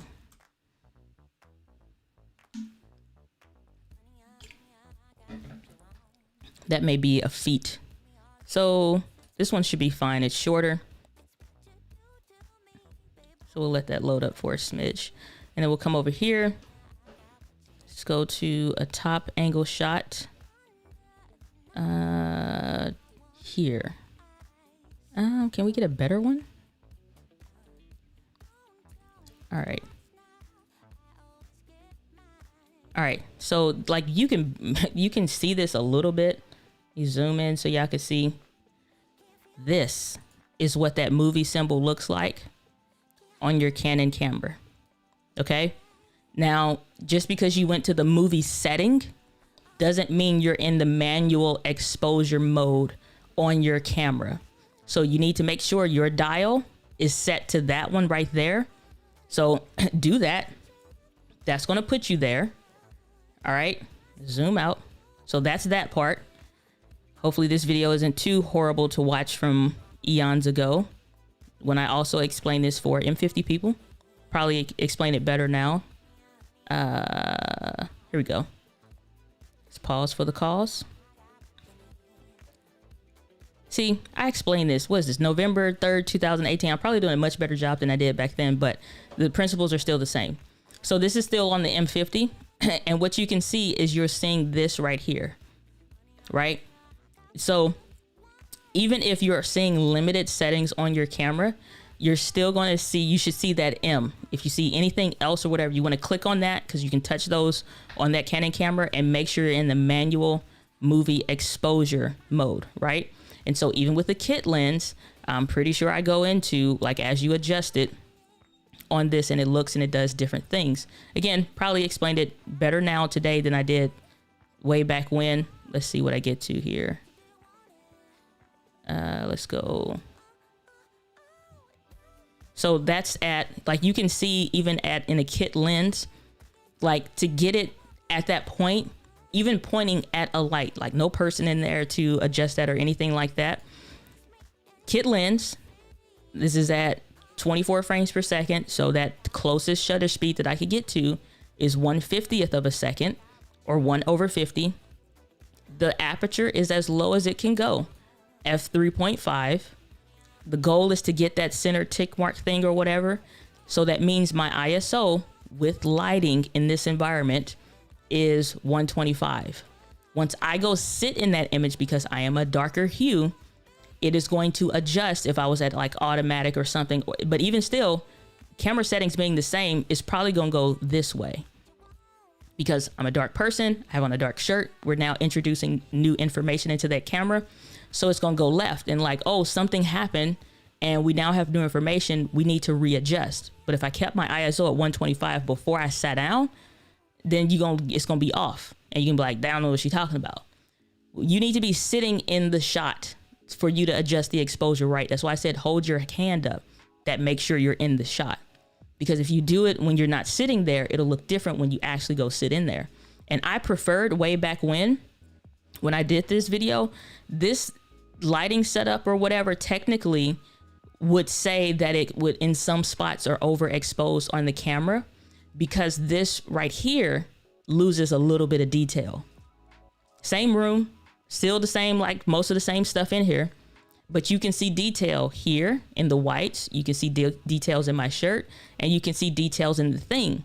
So the camera may be saying like, oh, you're slightly overexposed. I'm going to tell the camera, mind your business, because this is what I want. And at that point, you're fine.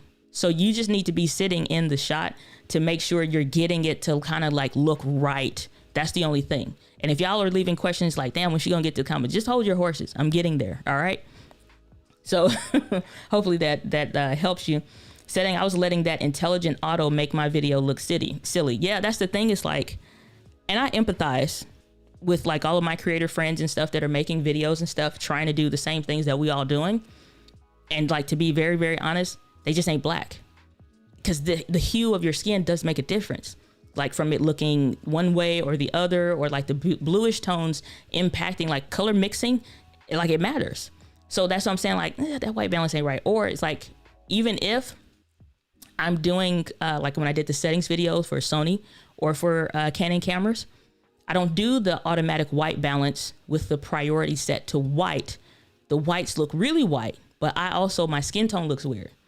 So I'll do automatic white balance, but the automatic white setting at that point is ambient priority. I do that in both cameras, both setup. Any camera setups that I have done have that set. Like you already should have that locked in if you followed my tutorials. So that AWB with it being ambience priority just gives you that extra little bit of warmth back to the image, because that's helping our skin tones.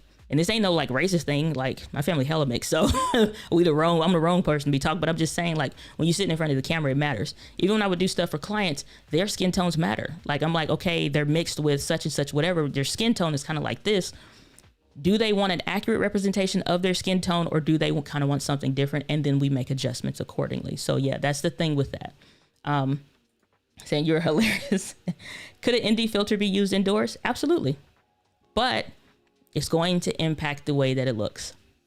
You can absolutely use an ND filter indoors, but you don't need to, because that's only when an ND filter is great when you are outdoors, it's bright as hell, and you are trying to get a blurry background. Is most of the time, like you're trying to like you be clear and the background be clear or something like that. I actually did a video. No, I didn't do a video. I have clips of a video that I haven't shown yet. Let's see if I can pull this up. Give me 2.2 seconds. What I did was I went outside. First and foremost, forgot to put chapstick on until later in the video. And I'm about ready to delete all them clips because I'm like, this is disrespectful. But what happened was I went out there. I think it's on this SD card. So let me plug this up. What happened was, not only did I not have chapstick on appropriately, and I'm like, I wanted to showcase I was doing like a stabilization test for like the Sony ZV-E10. So in doing that, I wanted to use the Sigma 16 because a lot of people are like, oh, I already have this lens. I want the blurry background while I'm vlogging, blah, blah, blah. You need that ND filter, which is called that neutral density filter. The reason why is so that you can have a regular shutter speed, get down to that f1.4 or similar, and you still look normal and the background be blurry. You don't need that indoors though. Take it off. Take a picture of what the right settings are for you indoors, and then take a picture for what those right settings are for you when you go outside, because they're going to be different.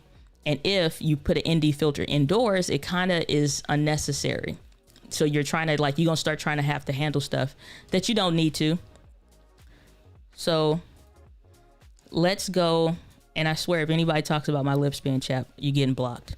Like, I'm not even joking. So here it is. This is one clip. Y'all make me embarrass myself. I feel disrespected. Just on my own gosh darn show. No, I'm just kidding. Let's go to this one. So this has not been I think I was even at the wrong white balance, so it looks a little more dustier than it should. All right, but this is using an ND filter, because if you notice, the background is blurry. You can clearly see my face and my clothes or whatever, but the background's blurry. The only way I'm able to achieve that is by putting an ND filter on the camera so that it can make those right adjustments. That's what that ND filter is for. It's so that when you put that neutral density filter on the lens, it can adjust for you. I have one right here.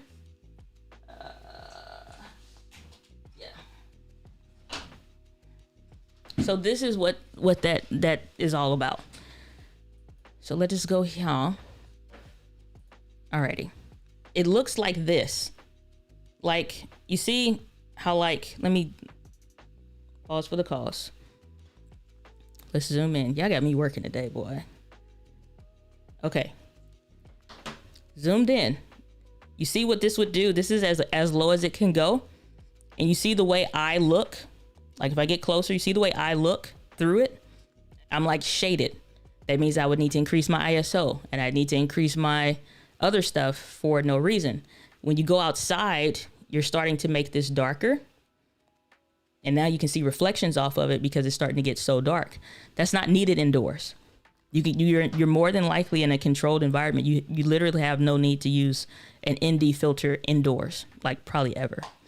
So that's for outside use. That's never for indoor use. You can, but you probably shouldn't. So that'd be my thing on that one. So I usually go a little underexposed, negative 0.3. Nothing wrong with that. It's all about a preference. I'm getting annoyed with the settings being on the screen, so I'm gonna take these off. And we're going to go through the comments, see any questions that anybody have, and I hope I don't have to come back in here and make these adjustments again. All right, let's go through here. HDMI settings and turn, nope, wrong one. Turn that to off, and Merry Christmas. We're back. All right, okay, so great ideas. Saying hold them notes up again so I can cheat. See, you learned nothing from my third grade teacher. My third grade teacher's name. What was her name? Godly. Ms. Jones. Ms. Jones was ruthless. Oh, super chat. Thanks so much. Great content. Question. Should I purposely overexpose for my face when filming in HLG 3 inside for PPO 10? No, because it's like, here's the thing. It's no, like there are some settings like S-Log 2, S-Log 3 or whatever that are like exposed to the right, exposed to the left or something like that. When it comes to HLG 3 indoors or whatever, technically like you're entering another color space. And if you're new to this, just pause for 30 seconds. This is just me and this homie right here. Okay. You need to sit in front of there and figure out what you need to do when you're doing that. The picture profile thing that you use, that you set that to, it don't matter. You can set it to anyone that you want. But if I go in the camera, I want to play with picture profiles today, not for real. But you can necessarily play around with the picture profiles. I don't know if I feel like it. Where is that at in the camera? See, I just turned these settings off and y'all got me going back. I may not do that. That's a different conversation. I think a little bit more depth than what we're talking about today. But no, it's not necessarily like, it's the general rules are good, like general use cases. Yeah, I don't feel like going through settings today. I'm sorry, I don't feel like going through that today. I'm like, I had to turn it back on. I feel like, okay, so look, here's what I would say. If you're in HLG is getting into a different color space. Eventually, when you take that into editing or whatever, you may have to take that back to, color space, Rec 709. It's more so like, I mean, you can use it, but for live streaming, it's like, I don't know, test it before you connect it up. You know what I'm saying? For your live streaming stuff, and just see, because I will have to go through, actually make those adjustments. And again, because the HLG tends to be brighter, like when you're dealing with those files, it's like, and you need to bring it back to a Rec 709 color space. Sometimes it's not worth it. You know what I'm saying? Like, I get what you're saying, but sometimes it's not worth it unless you tweak that before you hook up to live stream. That way you make sure that it's right. Sorry. Saying great tips. Glad to be of service. What settings are you using to stream this? Oh, scroll backwards, my brother. Scroll backwards. I went through all the things, which is basically 30 frames per second, 160 for the shutter speed, f1.8 for the Sony 35 millimeter f1.8 lens on the Sony a6400, and we're currently sitting at about 160 ISO. That's the general coverall for that one. So I want to record for an hour podcast with a Canon Mark II. I don't know which Mark II, M50 or M6, I guess kind of doesn't matter. But the problem is they can't use the camera for recording because of the limit. I know about OBS, but I don't know the best settings. The best settings is not going to like help you. It won't make a difference because there is no setting in the camera, in any Canon camera, to make it record over an hour. The only way that you're going to get it is if you use something like this, which is Ecamm Live. So you can go to diana.link/Ecamm, ECAMM. And then at that point, when you hook it up through USB, get a USB data capable cable. When you do, it's like you can record in the thing, and then this will help you to record, but you're not going to go someplace else and be disconnected from a computer and get over an hour recording. It does not exist in the camera. There's no hack for it or something like that. It has to be, the only hacks essentially, you have to be connected to a computer in some respect for something to send that signal that when you hit that 29:59 to internally ping that go to sleep at 29 minutes and 59 seconds symbol thing and just make it blast back to restart over. That's what Ecamm does. It's making the camera stay awake so that when you hit that 29 minutes, it doesn't go to sleep. It's just not a thing that Canon cameras have, unfortunately. I'd be glad for the day when they come out with them, then I can recommend their cameras again, because just for where people are right now, it just doesn't make sense. So it doesn't matter if you have the Canon M50 Mark II or the Canon M6 Mark II, unless you're connected through some kind of a software. That's the only way that you honestly are going to get some kind of a, where you can be separated from a computer and do it. Otherwise, you would need something that has some kind of a signal being sent to the camera to make sure that it stays awake for the full duration of that hour. So that's why that works. And we got another super chat coming in. Appreciate it so much. Saying, when will you put some of your motivational sayings on merch? Thanks for everything. Like what? I mean, we got some merch stuff, but I mean, I don't know what I say that's motivational. Like, honestly, all my merch and stuff is available through Press and Sew, diana.link/merch. I mean, we got a merch store I can show you real quick. It's Press and Sew. It's a Black-owned business through Andrea and Sylvia Nixon. They also work with Ecamm and a lot of other brands now. So I got the Create, Post, Repeat shirt and Learn and Do. Those are the only two. If you got any other ideas, we can roll with them. But I don't know what else to put on the shirt right now. So if you want one of these, you go to diana.link/merch or go to my website and click on merch, and that'll be available. But I mean, I don't know what I say that's motivational for real. So hopefully that answers your question for that. If you have more questions, I'm going through all the comments right now, so you got a few minutes to catch up. Saying exposed to the right, not to the light. Excuse me, that's my enunciation. Expose to the right, like to the right-hand side. The reason why you'll see that exposed to the right or exposed to the left is they're telling you to overexpose or slightly underexpose. So if you're doing something where your camera, let's say you're using a Sony's and it has an S-Log2 profile or an S-Log3 profile, because that pretty much looks black and white on the screen, like it looks pretty much black and white. It's so desaturated, there's no contrast really, or whatever. You're supposed to add that stuff in editing and in post or do a LUT or whatever. They will sometimes say expose to the right so that you can be a little bit more overexposed, even though it'll look weird in the camera. When you bring that file into editing, you have more depth in the color mapping so that you can adjust and move those colors. That's really all a log profile is. It's flexibility in that color space. And it's the difference between a box of crayons with 8 in it and a box of crayons with like 148 in it. When you go from like a standard picture profile, it has like 8 colors. Like you got 8 crayons to pick from. The difference is when you use a log profile, now they're saying like, oh, you have more space to move around and adjust stuff as you want to. So you may want to expose to the right so that your image is properly exposed, because it is a little difficult to see what that is and to, to deal with that when you're, essentially sitting here. So, alrighty. So I'm looking at my channel and I can see 2 of those hot spots on my face. Can't wait to get home and make those changes. Well, I'm glad to be of service. Saying, all right, so correction. I'll learn the basics and manually figure out what looks best in my environment. 100%, because you're a darker skinned brother.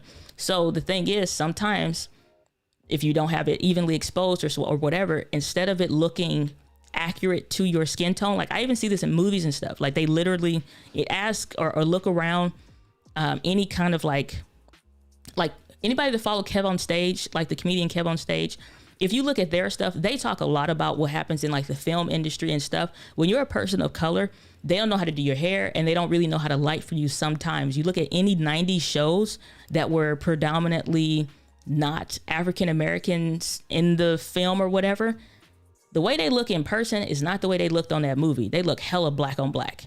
Like instead of just looking dark skinned, right? Or they looked yellow instead of looking like kind of a slightly orangish tinge to their skin tone or whatever. Like they didn't have like a golden hue to them. They just kind of looked weird or like yellow. And it's like, they don't really like, look like that. Sometimes it's a stylistic choice, but I watched the show ER from like 1993 to like 2009 or whatever. And I'll see, based on how dark tone a person is, they didn't know how to light for them. So you don't see any really coloration in their darker skin tones because they trying to make it match with everything else. So they took the hit a little bit there. So it's the same thing when you're at home now, but you can control that. You can adjust the white balance to add some more warmth in the color. You can adjust the saturation a little bit sometimes to add like a +1 to give you a little bit more color boost of what you're doing, depending on your stuff and things like that. So, saying, Lady Di, do you need any moderators? Do we? Are we having any problems today? Miss Eileen, I thought you already were a moderator. Do I not have that correct on the channel? I will fix that if we don't, but let me know. Camera Junkie, what's going on? Good to see you. Glad that you are here. So remember to hit that like button in case you forgot. If anybody forgot to hit the like button today, it's a problem. Okay. And it's saying, question, how do you set your background music? It's perfect. Here's what I do inside of Ecamm. So I'm using the Rodecaster Pro and I will set everything at unity, which is that center white line on the board, so that I'm hearing it properly. What most people will do is they got it all the way up here and it's just rocking, right? That's too much. So I set mine at like 3 so that it's in the back and not overpowering what I'm actually doing. So it's like, it's cool. It's not super annoying or whatever. And then also because I'm using Ecamm Live, it makes it's helpful because when I'm done with this, if I wanted to repurpose the content, I can leave it in, but I have the audio tracks that are isolated. So that's the thing also. So it just depends, on what you're doing. But for me personally, like sometimes people have it too loud because they're listening to it and they want it as loud as what they're listening to. You have to go like click on your video, like on your phone or something, and put headphones in. I want it to be so that, like Sean Cannell, he taught me this. He was like, it should be like the grandma rule, which is basically anybody's grandma can watch your show or your videos and she isn't annoyed by how loud the music is. But your ideal audience and target audience that is watching the show also is also entertained because they enjoy the music. So it shouldn't be loud enough to annoy grandma, but it should be good enough that your people are still well served with it as well. So Miss Alien, I did not have you as a thing, but I will add that. So my apologies. I'm going to get right with the Lord right now and add you as a moderator to the chat. Actually, I think I could probably do this easier some other way, but we'll see. It's not finding you. Let me go to the thing. Pause for the calls, because we show respect to Miss Guy Stern Eileen out here in these streets. Oh, that's not my stream. All right. And then I'm going to answer any questions. So if y'all have them while I'm looking on the thing, just put stuff in the chat. That's what I meant to say. Let me see here. Alrighty. Hold on. I'm looking. Here she is. Miss Eileen, add moderator. All right, Miss Eileen, you are now the moderator, my dear. I apologize about that. Better get right with the Lord out here in these streets. Alrighty. So we're done with that. Okay, next question comes in saying more Love Connection is asking, do you ever look at your followers' channels and make suggestions? I would be interested in seeing your thoughts on my settings. When we're doing a video or a live stream is usually it, and I'll go through and do channel reviews. Then at that point, I will go and say like, and make adjustments or whatever. But, and that's kind of why I did that video. I probably will do that in some other respects instead of on a live stream only.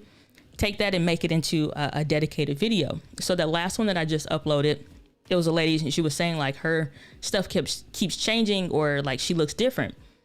You compare what it is earlier in the video to comparing what it is later in the video.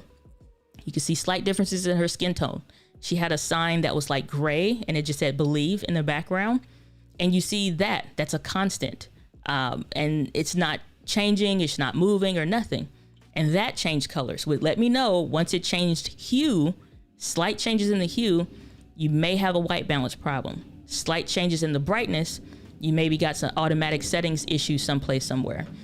So sometimes I do, it's not always, but when I do the channel reviews, then at that point I'll go through and look and see the what's what, but I only know so much because I would need to see like all the icons on the screen kind of a thing.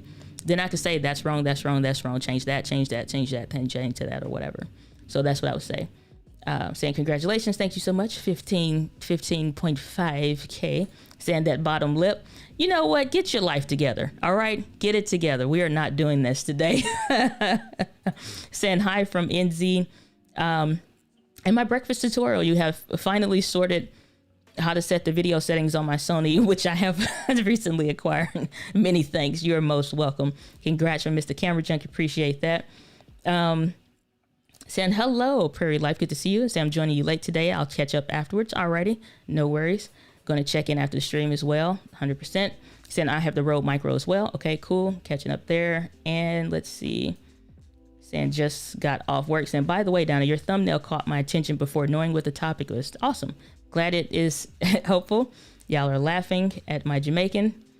Saying I just made those tweaks. I see the light. I see the blur. Thank you. Still gonna watch the Sigma 16 video. Okay, cool. Detective Mason. Hey, you can't talk about Detective Mason wig from the first 48. Okay, she gets you in the. Listen, I'm telling you, that's how y'all have y'all videos, y'all streams. Detective Mason, be ready. You be like, no, I didn't. It's like it wasn't me. It was Carlos. And it's like Carlos did not. We ain't even never seen Carlos. That's what I love about Detective Mason. She is real and cutthroat. Carlos didn't even say nothing about you. So you just threw his name in the mix. It didn't even mean nothing. So you know what? She collect her paper. She'd be like, you know what? I'm sick of this. Get all her stuff. She'd be out of there. Had them sweating. Come back. Case solved. We need a Detective Mason in St. Louis. That's all I'm saying. They ain't solving none of crimes around here. What's going on, Devin Chambers? Good to see you. Glad that you're here.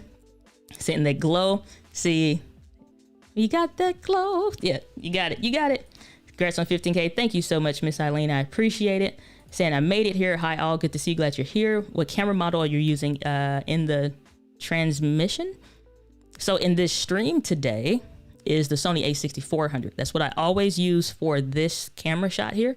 It's always going to be the Sony a6400 and the 35mm f1.8 lens. Anytime you see this particular look at the desk or whatever, right there, it's always the a6400. That doesn't change. If I'm sitting someplace else or whatever, it could be any camera, any Sony model that I have.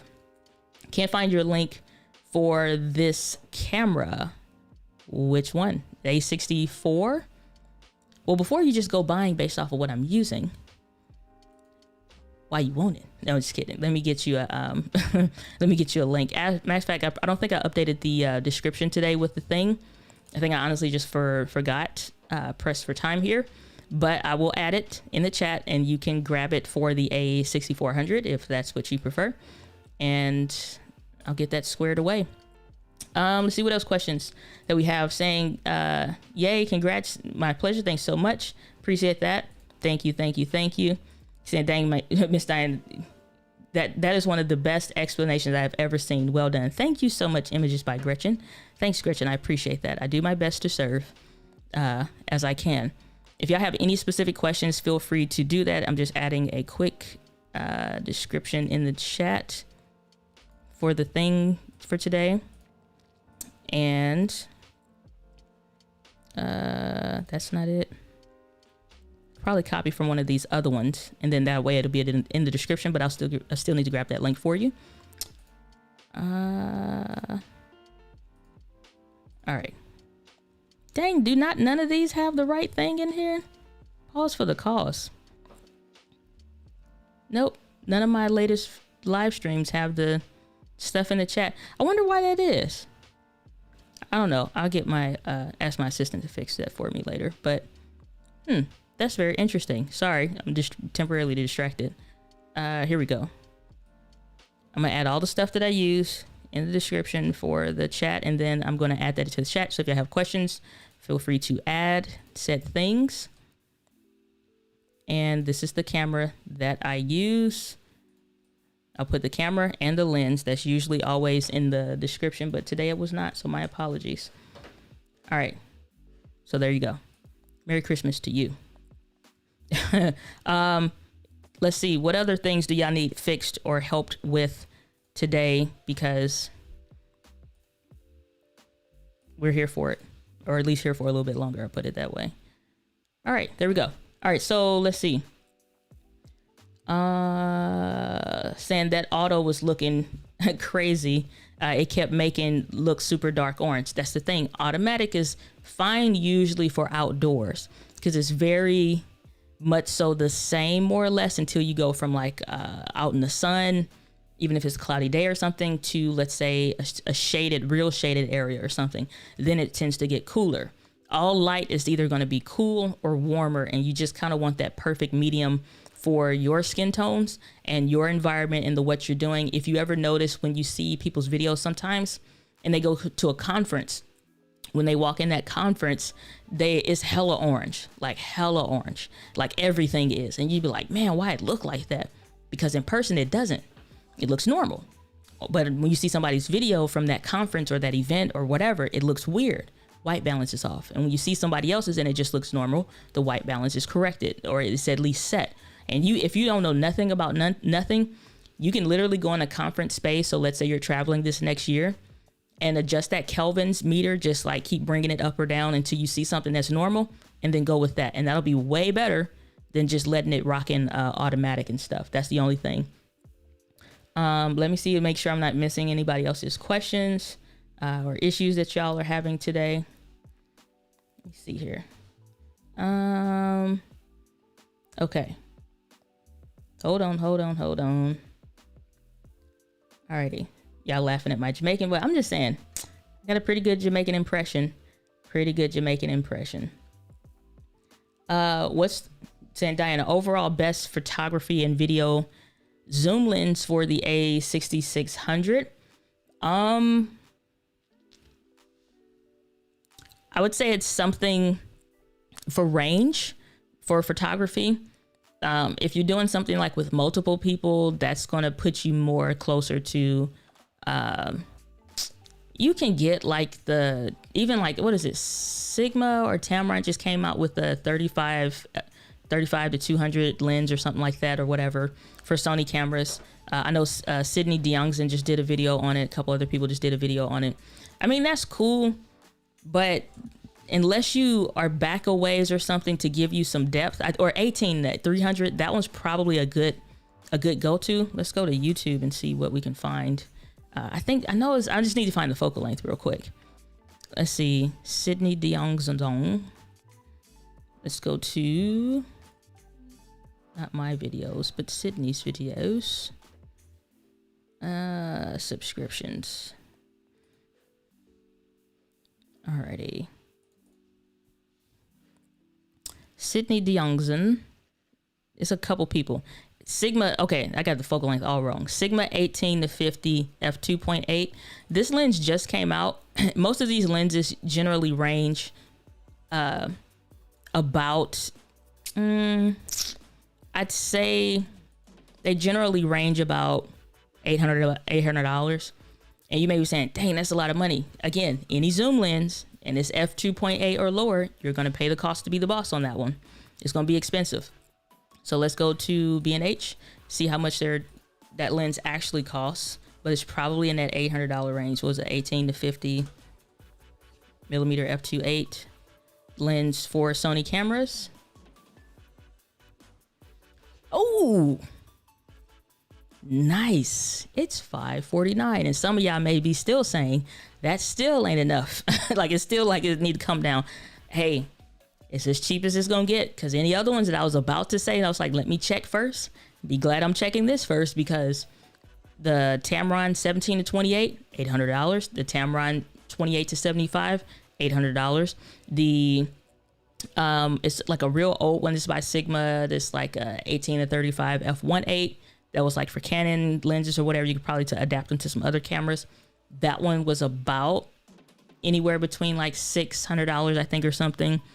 But most of the time, like lenses, if they're like zoom lenses, 28 to 75 f2.8 lenses, they are sitting at about $800 most of the time. This one is about your best bet. 18 is still kind of wide, you're cool, but that most of the portraits, maybe if you're doing legit portraits, 35 to 50 is going to be that focal range. But like just general photography or something, like if you just kind of want, this is the go-to. Probably, and you like, dang, that's about as much as the camera. Yeah, it is. And there ain't no real cheaper alternatives to that kind of stuff. You can get like Tamron 11 to 20 millimeter f2.8 lens or something that's out recently. That still is an $800 lens. This is probably the best bet that you're going to get. So probably book some jobs that can pay for this lens, or book some jobs that can pay for this lens and rent it and test it out. Excuse me. So if you go to lens rentals, you go to lens rentals, like dyna.link/lens rentals, all together. That will bring up, you should get a $25 discount off your first rental through lens rentals. And they are pretty good about getting you the gear within a couple days. Like I love using this company. Like they are like really, it's not even like because we worked together before kind of a stuff. Like they legit are good. Like I tried them before I even ever worked with them. They're good. So I just want to see if they have it. Let's see, was it 18 to 50? I think it was f2.8. I said 2.58. Get me close. There we go. You can rent this lens for $38 for 7 days. Book you some jobs that is going to pay for this lens. $540. It could be a job even, right? And sometimes, like if you're thinking people, book companies or book businesses. They can afford, they have the margin to deal with it. Sometimes y'all be trying to squeeze stuff out of people. You need to be working to, like, sometimes you just need to move. Like if you're not making that money in your business, you need to move from working with individuals to like your higher clientele for what you're doing. So one job could pay for this lens. And if you want to, like they have like a buy it later or something kind of a thing. So if you want to buy it, you could. You do want to get like insurance on this in case you drop it. I usually get the lens cap plus. And so that'll be like total $47 once you're done. So $671 a day. You probably spend that on food. Put that towards the lens. You want to do 14 days, $83. You want to do it for a month, $139. It's very feasible to rent it for the gigs. And even if you can't buy it after a couple, rent it again. Like, you know what I'm saying? Make that financial adjustment to make it make sense. But that's what I would recommend to do. If you need you're like, dang, I need the lens to get it's kind of like the catch-22 of like when you're younger, it's like, I need a car to get a job, but the jobs want you to have a car to get the job. Well, I kind of get that with the lens. It's like, I need the lens to get more gigs or the right gigs, but I need the gig so I can buy the lens. Rent. Now you can rent. You can rent your gear. So for like $47, $83, $149, whatever, rent the equipment, book the jobs, do the jobs. If you need to send it back, fine. Book some more jobs. Get that lens. $549 is a good deal. And it just came out. So thankfully, that's a good buy for you. So it's a good option. $549 is cheap because the 10 to 18, $800. Tamron 17 to 28, $800. 28 to 75 by Tamron, $800. Like it gets expensive the more you get into it with the stuff that you're doing. So something to consider. Let's see what else. Saying I want my hair red on the video, not Miss Frizzle. I heard that. He said, pity the fool who talks bad about Diana's. You know what? Y'all need help. All of y'all are blocked. All right. Saying I love this show. Thank you so much. I appreciate that. Said ND basically sunglasses for the cameras. 100%. You don't need sunglasses indoors. It's just basically, and if you do, it's probably your uncle at the Thanksgiving thing and he's asleep. So there you go. Test it before you connect it. That's one of the hashtags we're doing for the shirts. We'll see. He said, thank you so much. Really appreciate your reply. Glad to be of service. What is going on VSG Life? Good to see you. Glad that you're here. Saying thanks. You're most welcome. Saying love the new background with the bookshelf. Glad that you're enjoying things. Super chat from Gretchen saying you are of the best of explaining these details. Your knowledge goes so deep. Well, thank you so much. I greatly appreciate that. I really, really do. And we'll need to watch the replay. I need this information. The stills and the videos I took on the holidays were washed out. Saying hello. Okay, good to see you, Angela. Glad you're here. Here's the thing. I recorded the video. I thought we've released this video already. I thought it was already done. It is not. I did the video on, what do you call it? The settings on the camera. Let me pull this up for you here, because I'm saying like take a picture of it so that's general for everybody. But to my Sony people, let's pull up the A6600, for example, and let us take a look of this in Hisson. When you go over here, there is what's called memory recall on your camera. So you literally can save when you find the right settings, you can save them. And that top dial, which is this in Hisson, we're going to zoom in for effect. All right. So this, let me go. It is right here. You see these numbers? That number 1 and that number 2, even if you got like the ZVE10, it still has it. It's just in a different spot. That means that you can save what you're doing. You do not need to do anything else. Like you're good. So you can save and it registers in the camera what those settings are. I don't feel like bringing the camera stuff back on, but I'll just say, direct you to that video when it comes out. But that's what you can do, is basically save it. It saves everything. The white balance, the ISO, the lens you were using, the aperture. It saves everything. We may do it because I'm feeling generous today. Since I didn't do anything for Giving Tuesday, we'll call it Giving Friday. And I'm going to give up my time. Let's go HDMI settings. Turn those to on. Alrighty. When you're in your camera, you have the memory recall settings. Oops, let me switch so you got nothing but the screen. Alrighty, my good people. Now on my menu, I have it set so that I can get to certain settings that I most commonly use and stuff like that. I'm not sure if it's going to let me change this on the live, but hopefully it will. So I don't have it on this camera anymore because I usually don't need it, I don't think. But this right here, this MR, memory recall, or this MR where it says the memory, the recalling is literally like it says, to recall what those settings are. The memory is to lock it in. So if I like these settings, I would go to the memory recall, click it, and you can see it saves everything that I have.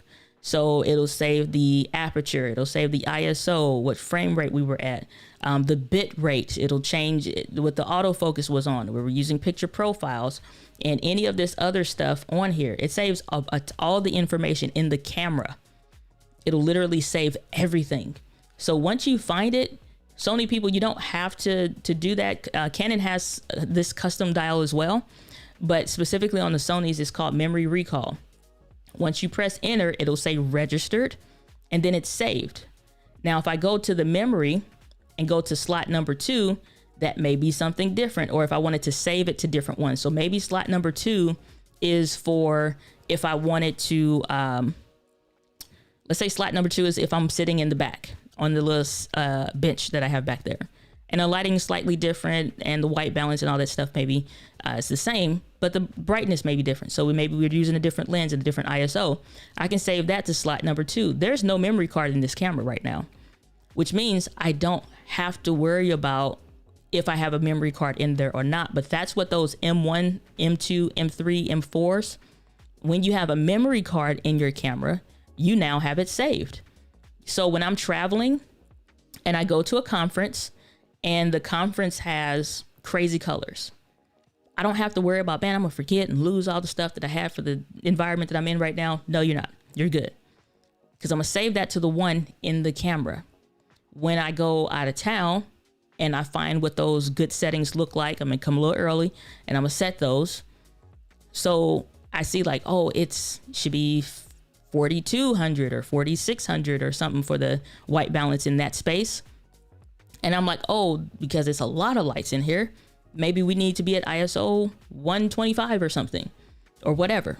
And maybe pretty much everything else stays the same. At that point, I can now either save it to the camera or save it just to the memory card. So you get more spaces with the memory cards and stuff like that. So you're fine. So once you find it, you literally will be able to save this in your camera, just like what I showed. And that's basically all the memory recall video that I recorded will show you, is how to set that up in the camera and how to save it. So you're good when you go into your camera and you set this stuff. I just have this set to my menu to get like around to the custom stuff or whatever. So the where that's going to be is dependent on your camera and stuff like that or whatever. But I am not going into all of that. Let's go to HDMI settings and we're going to turn this stuff back off. Okay, off. Alrighty. So hopefully that helps somebody. Saying watch 80s Miami Vice. Philip Michael Thomas color was off. That's what I'm saying. Back in the day, they did not like, and I mean, to each his own, they all got to learn or, whatever. But if you watch Kev on Stage on Instagram, they look good.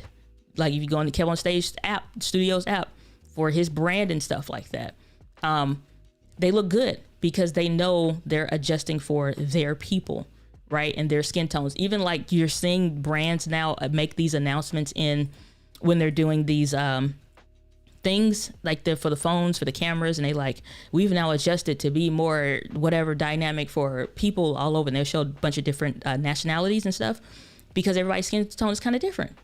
And so you want to make sure that it either is an accurate representation of what they look like, make any micro adjustments that's needed, but so that they don't pick up the phone and be like, well, I don't look like that. You know what I'm saying? They don't look the same. So that kind of stuff matters. Said I hit the like button. I appreciate it. I appreciate it. Said, is it copywritten music and where did you get it from, please? So what I use here, I have this, I'll do what's called my stream mix. The ones that say ES next to it is from Epidemic Sound. The other ones that I've gotten were probably from Upbeat or whatever. And I usually change this around December. So this time of the year will change to something that's more of a Christmas vibe. But when I go to Epidemic Sound, that changes. Like I can pick the playlist that I'm using or whatever. So that's what that is. So where you find that is, I mean, if you want a track list, I could send you the list, DM me on Instagram or something. I can send you the list of what those tracks are, or take a picture of it or something and send it to you. You can see if those tracks are still available. But that's all it is Epidemic Sound. So when you come over here, if I turn the playlist off or something, then you could. But we went through this, I think, on another stream. So it's Upbeat. This is the other channel that's now added. And it now has, like, it's pulling vibes for what they think I would like based on the kind of music that I use on that channel and the kind of music that I use on this channel. So they'll make recommendations. In addition to, for me, I'll have playlists all the time, even for certain videos or whatever. So when I was doing the course, the Mastery Micro course, I was like, I wanted to have a certain kind of a vibe. I wanted to use this music for writing, this music for whatever. I did a training course for Social Media Examiner for like a YouTube marketing thing. And so certain parts in my workshop where you need to do work. It's like I put stuff on the screen. It's like, you need to figure this out. We actively are working through things. So I developed a playlist to put through there that's like easy to listen to. So when they're writing, they're good. Different stuff that I like, stuff to have like a jazz-like vibe, stuff I think will be good for a vlog, whatever. And I just go in from there. So I'll usually, when I'm working, not video related, listen to music and I'm like, oh, that's a dope thing. And if I can vibe to it while I'm working, then it's cool for just to break up the monotony in a live stream of answering questions and it's just silence in the background, because that can tend to be a little bit boring at times, I think. Saying, wow, thanks for sharing all these beautiful tips. You are simply the best. I will have to watch this all over again. My pleasure. Glad to be of service. Saying I can't with you. In the words of the master moderator, Paul D, if you have a question, thank you. Put a Q in the chat, please. 100%. That way I can search for it. And if you do have one specifically, we can do that. So, but the other question that specifically was using this, and I noticed your HDMI output is set to 60. Are you using Ecamm in 60 frames per second, or does that matter? I have mine set to 30, but I just wanted to make sure I'm good to go. So the reason why I'll do certain adjustments is from teaching and from doing stuff, I will change. When I'm doing my stuff in Ecamm and my stream setup, most of the time it is set to 30 frames per second. And 160 for the shutter speed. But most of the time I'm fluctuating different things, or like today I actively was changing a lot of stuff. I need space to maneuver from anything, any question anybody may come up with to maybe fly and go on the roll with it, right? So that's the only thing, is that I just needed the flexibility to make some changes. If you got yours set to 30, you use 30, you're good. Just because I teach with my cameras and stuff like that, and from my cameras, I'll fluctuate doing a lot of different stuff. So you're fine. Whatever your camera is set to is what your Ecamm stuff needs to be set to. So you're good. So don't worry about that. You're perfectly fine. Alrighty. All right. So another question came up. What's the remote that you're using? Is it A6600 compatible? Yes. The remote that I use is the Sony RM2 DSLR2 remote. It is this and hissin.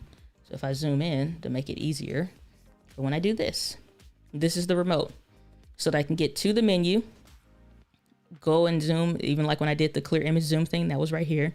If I wanted to start and stop recording, that would be here, right? But this is a IR remote, which means your camera needs to have this little meter thingy on it.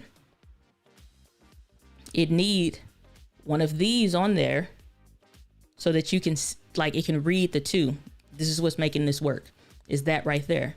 So it will work on the A6600. It will work on the A6400. I don't remember testing this with the A6100, but if it has an IR thing on there, then yes, it may. I'm not sure. They took some stuff out of that camera, but it will work with the A6600 that you said. So I can find it, I think, on Amazon, which is what I got it from. It's like $23 or maybe $30. It's a great investment if you are sitting away from the camera, especially like white balance.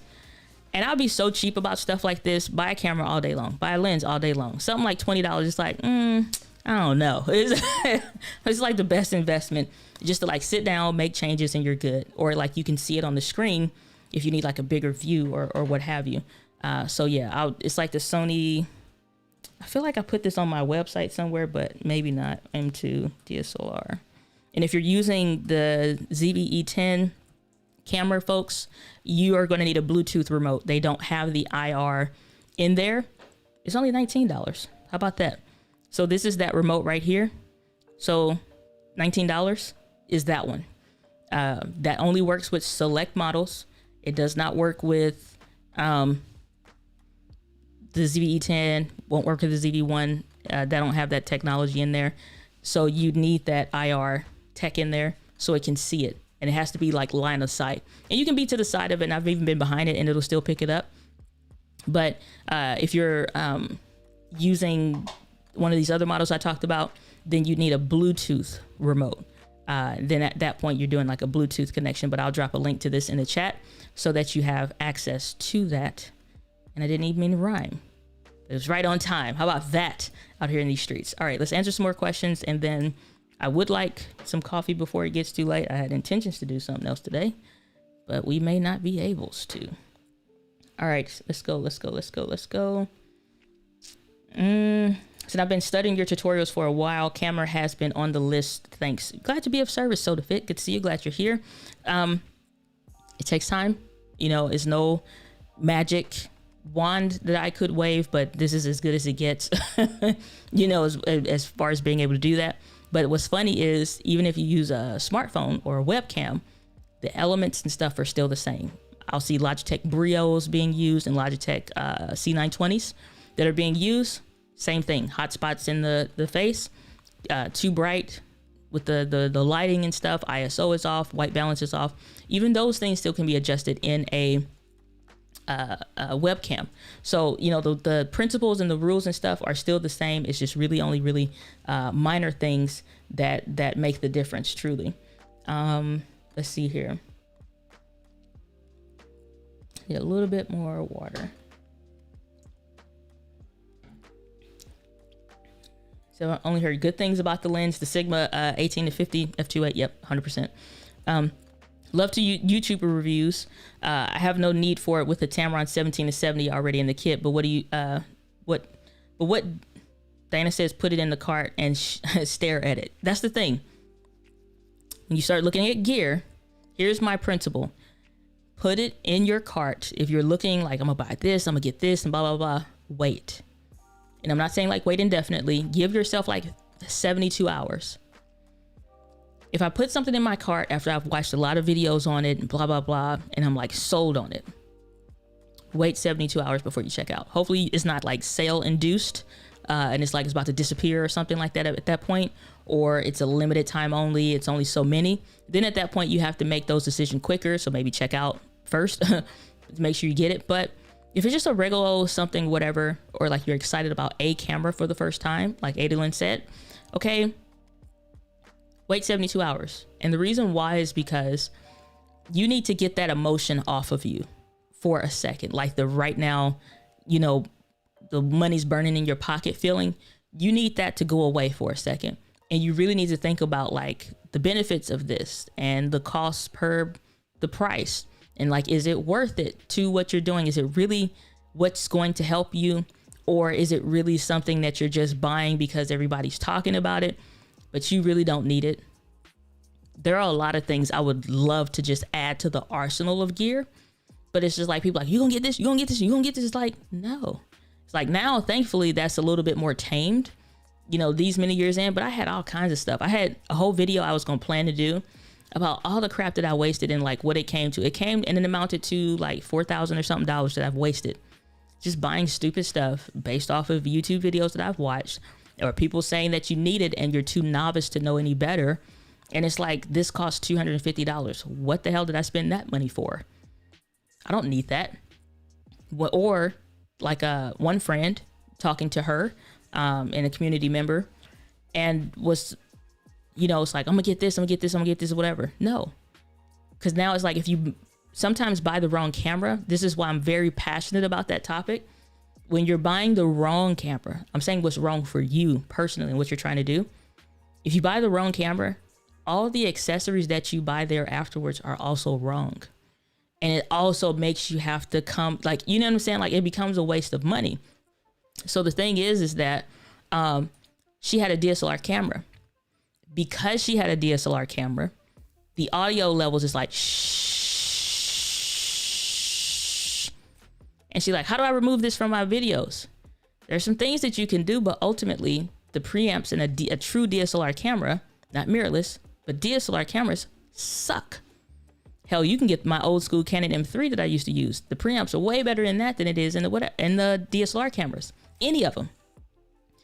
Is it shh? So now you're buying things, or you're separately recording, or you're introducing things that make it more frustrating when you're trying to just do what you're trying to do, which is make a gosh darn video, right? Get back to the point of why you're buying all this stuff.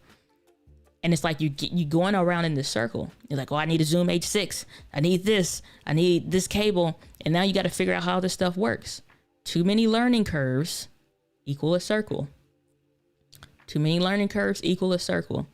All you need is about 3 learning curves and you should be at a full resolution. And I gave you those 3 things earlier today when we went through the exposure triangle, your aperture, your shutter speed, your ISO. Associated things to know about that is like your white balance and stuff like that with your lighting and your audio. But if you learn those 3 things that I taught you earlier today, everything else becomes negligible.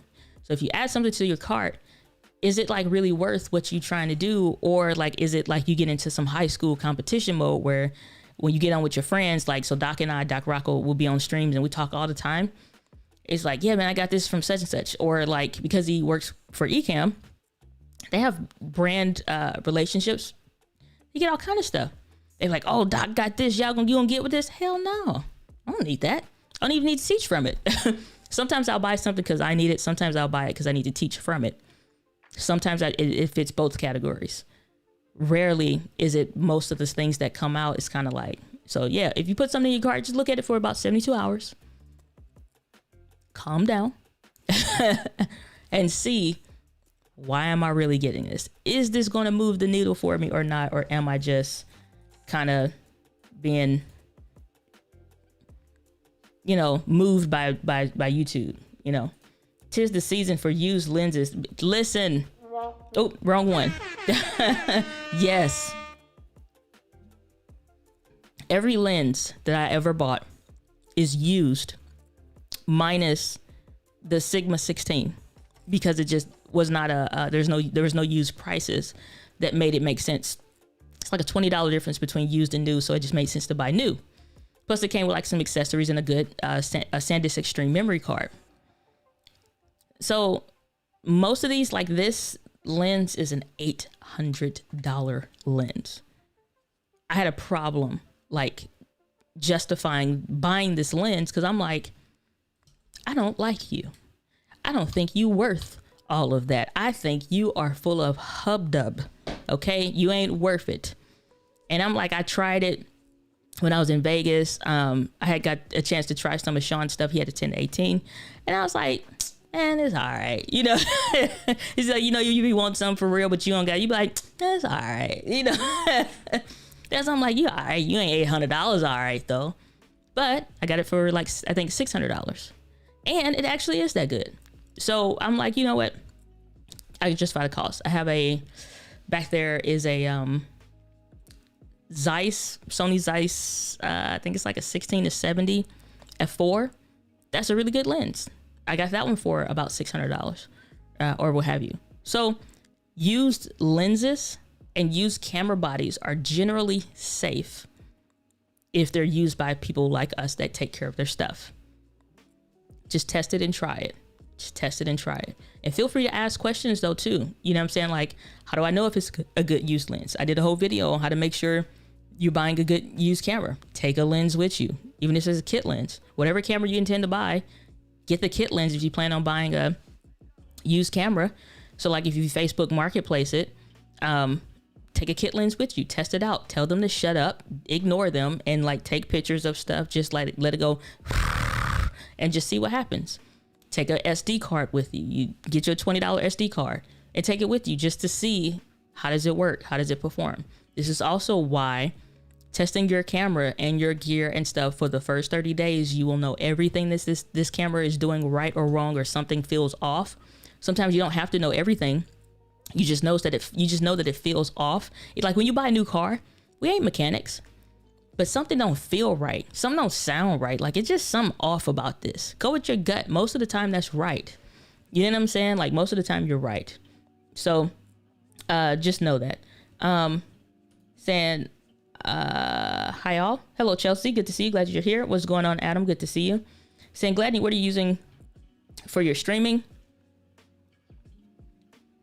It is the Sony a6400 Sony 35 millimeter f1.8 lens, and that's the kit for the camera stuff.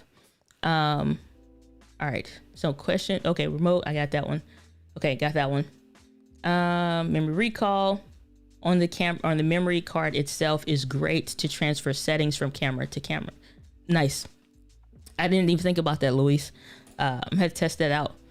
What ISO do you use for your skin tone when filming? I'll hold my hand up. So we went over this earlier. I'll hold my hand up to the camera. And if I see that it's too bright and I'm getting hot spots, like around the fingers and stuff like that, I'll need to bring that ISO down until I can see my details in my hand, but it's still kind of bright like what I would like or whatever. And excuse me, most of the time I'm using ISO 160 in here if it's like during the daytime. If it's in nighttime, we may go up to ISO 200. That's about it. All right. Okay. Did I drop the link for the remote? I think I did. I'm pretty sure I did. Yeah, I did. So what do you mean with it needs the IR? It needs to have the infrared. That's what that little thing is. It's like you'll barely see like a little red light or something blinking. That's what it is, like infrared remote. So like I said, you'll know that it's this kind when you see this little thingy here. You'll see that it's don't even look like nothing. You probably never even paid attention to it. That's that infrared remote. So that little light, when I'm adjusting stuff or whatever, it's sending a signal to the camera, but you can't see it like actively like flashing and blinking. This is that infrared connectivity between this remote and this part of the camera. So that's what that infrared technology, I think that's correct, infrared or whatever. But that's what that means. Dang, I'm getting hoarse. What's going on, Diana? Happy Friday. I'm probably all late. Yeah, you hella late, but it's good to see you anyway. Saying overbuying kit happened with me in the Zoom H6. I promised I was going to be a field recording everywhere. Now it sits in the cabinet because my Mix Pre 3.2 works for everything. I'm a big proponent and a big person on like, are we buying because somebody said, or are we buying because we can see the use of that? It solves a problem for me. That's literally the only question you have to ask yourself. What problem is this going to solve for me? What problem is this going to solve for me? If I buy it, what problem is it? I still do that for myself today. What problem is this going to solve? Now, once it gets into I can teach from it kind of a thing, that's not a relevant question for me personally because I'm teaching you things. But if I say, what problem is it going to solve? What can it make more efficient for me? Because sometimes that problem is already solved. Ecamm Live solves a tremendous amount of my problems for a lot of things, for content, all that stuff. But this Loop Deck Live that was recently sent to me, I showed you all that on the stream last week, makes things more efficient. Ecamm already has all these soft buttons and stuff like that. Like I can literally come over here and click. I can click through all of this stuff, whatever I want to use. We back on the screen sharing, going from like I can click to a lot of different stuff already, but the Loop Deck made stuff that much more efficient. And because I could do macros and I can combine things or whatever. So making things either more efficient or solving a problem is what you should get gear for. And then also giving yourself grace for when you just solely want something, but don't complain about it either. You know what I'm saying? Saying my Canon 7D was horrible. Yep, them DSLR cameras were great looking, great quality. The glass was great, but the freaking audio was horrible. Saying got a Roku 935 f1.8 and 16 f1.4. Now deciding on which one I want to keep. They were Black Friday deals. Yeah, those were some really good deals out there. Just keep using them. Testing. Like you may only do like a stream once a week. Don't wait till then to test it. Like find a reason to do something with it every day. Like literally go make an IG story every day. Go make an IG reel or a TikTok video with your gear and literally like go edit it. Like don't just hold the phone. Like that's the easy way. When you need to learn your camera stuff, find every reason in the world to use it. I did that the short YouTube short yesterday. I originally planned for that to just be an IG reel, but I decided to go ahead and turn that into a short. I want to do more of those. But this particular video could have been done on a phone. I could have edited on the phone, but I decided to do it here. So let's pause the music for a second. Stream mix. So this is a short or whatever, but it's done on my camera solely so I have more hours and more time to make sure that you are always exposed, so it's never too. Okay, we can't see nothing. Load up then, YouTube. All right. I want to show you a little hack to make sure that you are always exposed, so it's never too bright and never too dark, but just right, even. All that stuff could have been done in the phone. I didn't have to use my camera. I just chose to because I wanted to get more hours on the camera. I've had my A6600 since 2020, and I've had the A6400 since 2019. I can use those cameras like the back of my hand, but the ZV-10 literally just came out. So every opportunity that I have, I'm using that camera. ZV-1 was no different. When I have trips coming up, I use that most recent camera to get more miles on it, get more time on it, more use in it, find more stuff about it, and things like that. It's, again, just in using it, if I can make something more efficient for myself in the how I create or the what I'm creating or how quickly I can do it, even better. That video took no time to make. In 10 minutes, you have that video recorded. In less than that, maybe, or let's say it can take you 10 or 15 minutes to edit that video. It's only 50 seconds. Maybe it was recorded for 70 or 80 seconds just for positioning and whatever. And, you sit and you do it. 45 words is enough for you to get an IG reel. So if you're into scripts, write you a 45 word script and you're good. And you literally sit down, but find a reason to use it. You even can do this stuff in Ecamm Live, all right. I'm scrolling through, catching up. What's going on, the Cutting Edge TV? Good to see you. Glad that you're here. Learning has occurred today. This remote was the biggest catch. I literally was using my 6-year-old to help me expose. Because don't feel bad. Don't feel bad, because I was on like FaceTime or something with Doc, and he was cracking up laughing because, again, my arms are short. So I'm like, hold on, Doc, let me. And I'm got the camera, and so I'm stretching. He was like, "Fool, get the $20." I'm like, "No, cuz I got this." And he's like, "Just get the remote." And I'm like, "No, I don't need the remote." Because I'm like, once I set it, I'm fine. He was like, "What you gonna do on the stream?" I'm like, "You right. Let me go ahead and get this remote."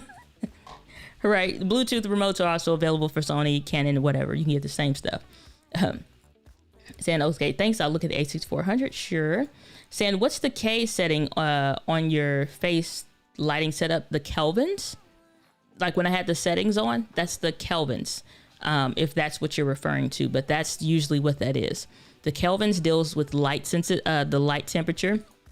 So let's go to Google and let's go to light temperature, kelvins. Even like you'll see the light temperature on a light bulb. It's just stuff until you learn it, you never see it. But once you see it, you're good. So this and hissing, you'll see down here, it'll say like warm white, soft white, daylight, crystal white. When you're looking at lights in like the Home Depot, Lowe's or whatever, they'll only say like warm white or soft white. That's that generic term similar to blurry background, instead of saying the word aperture or f-stop, because you don't know what those mean.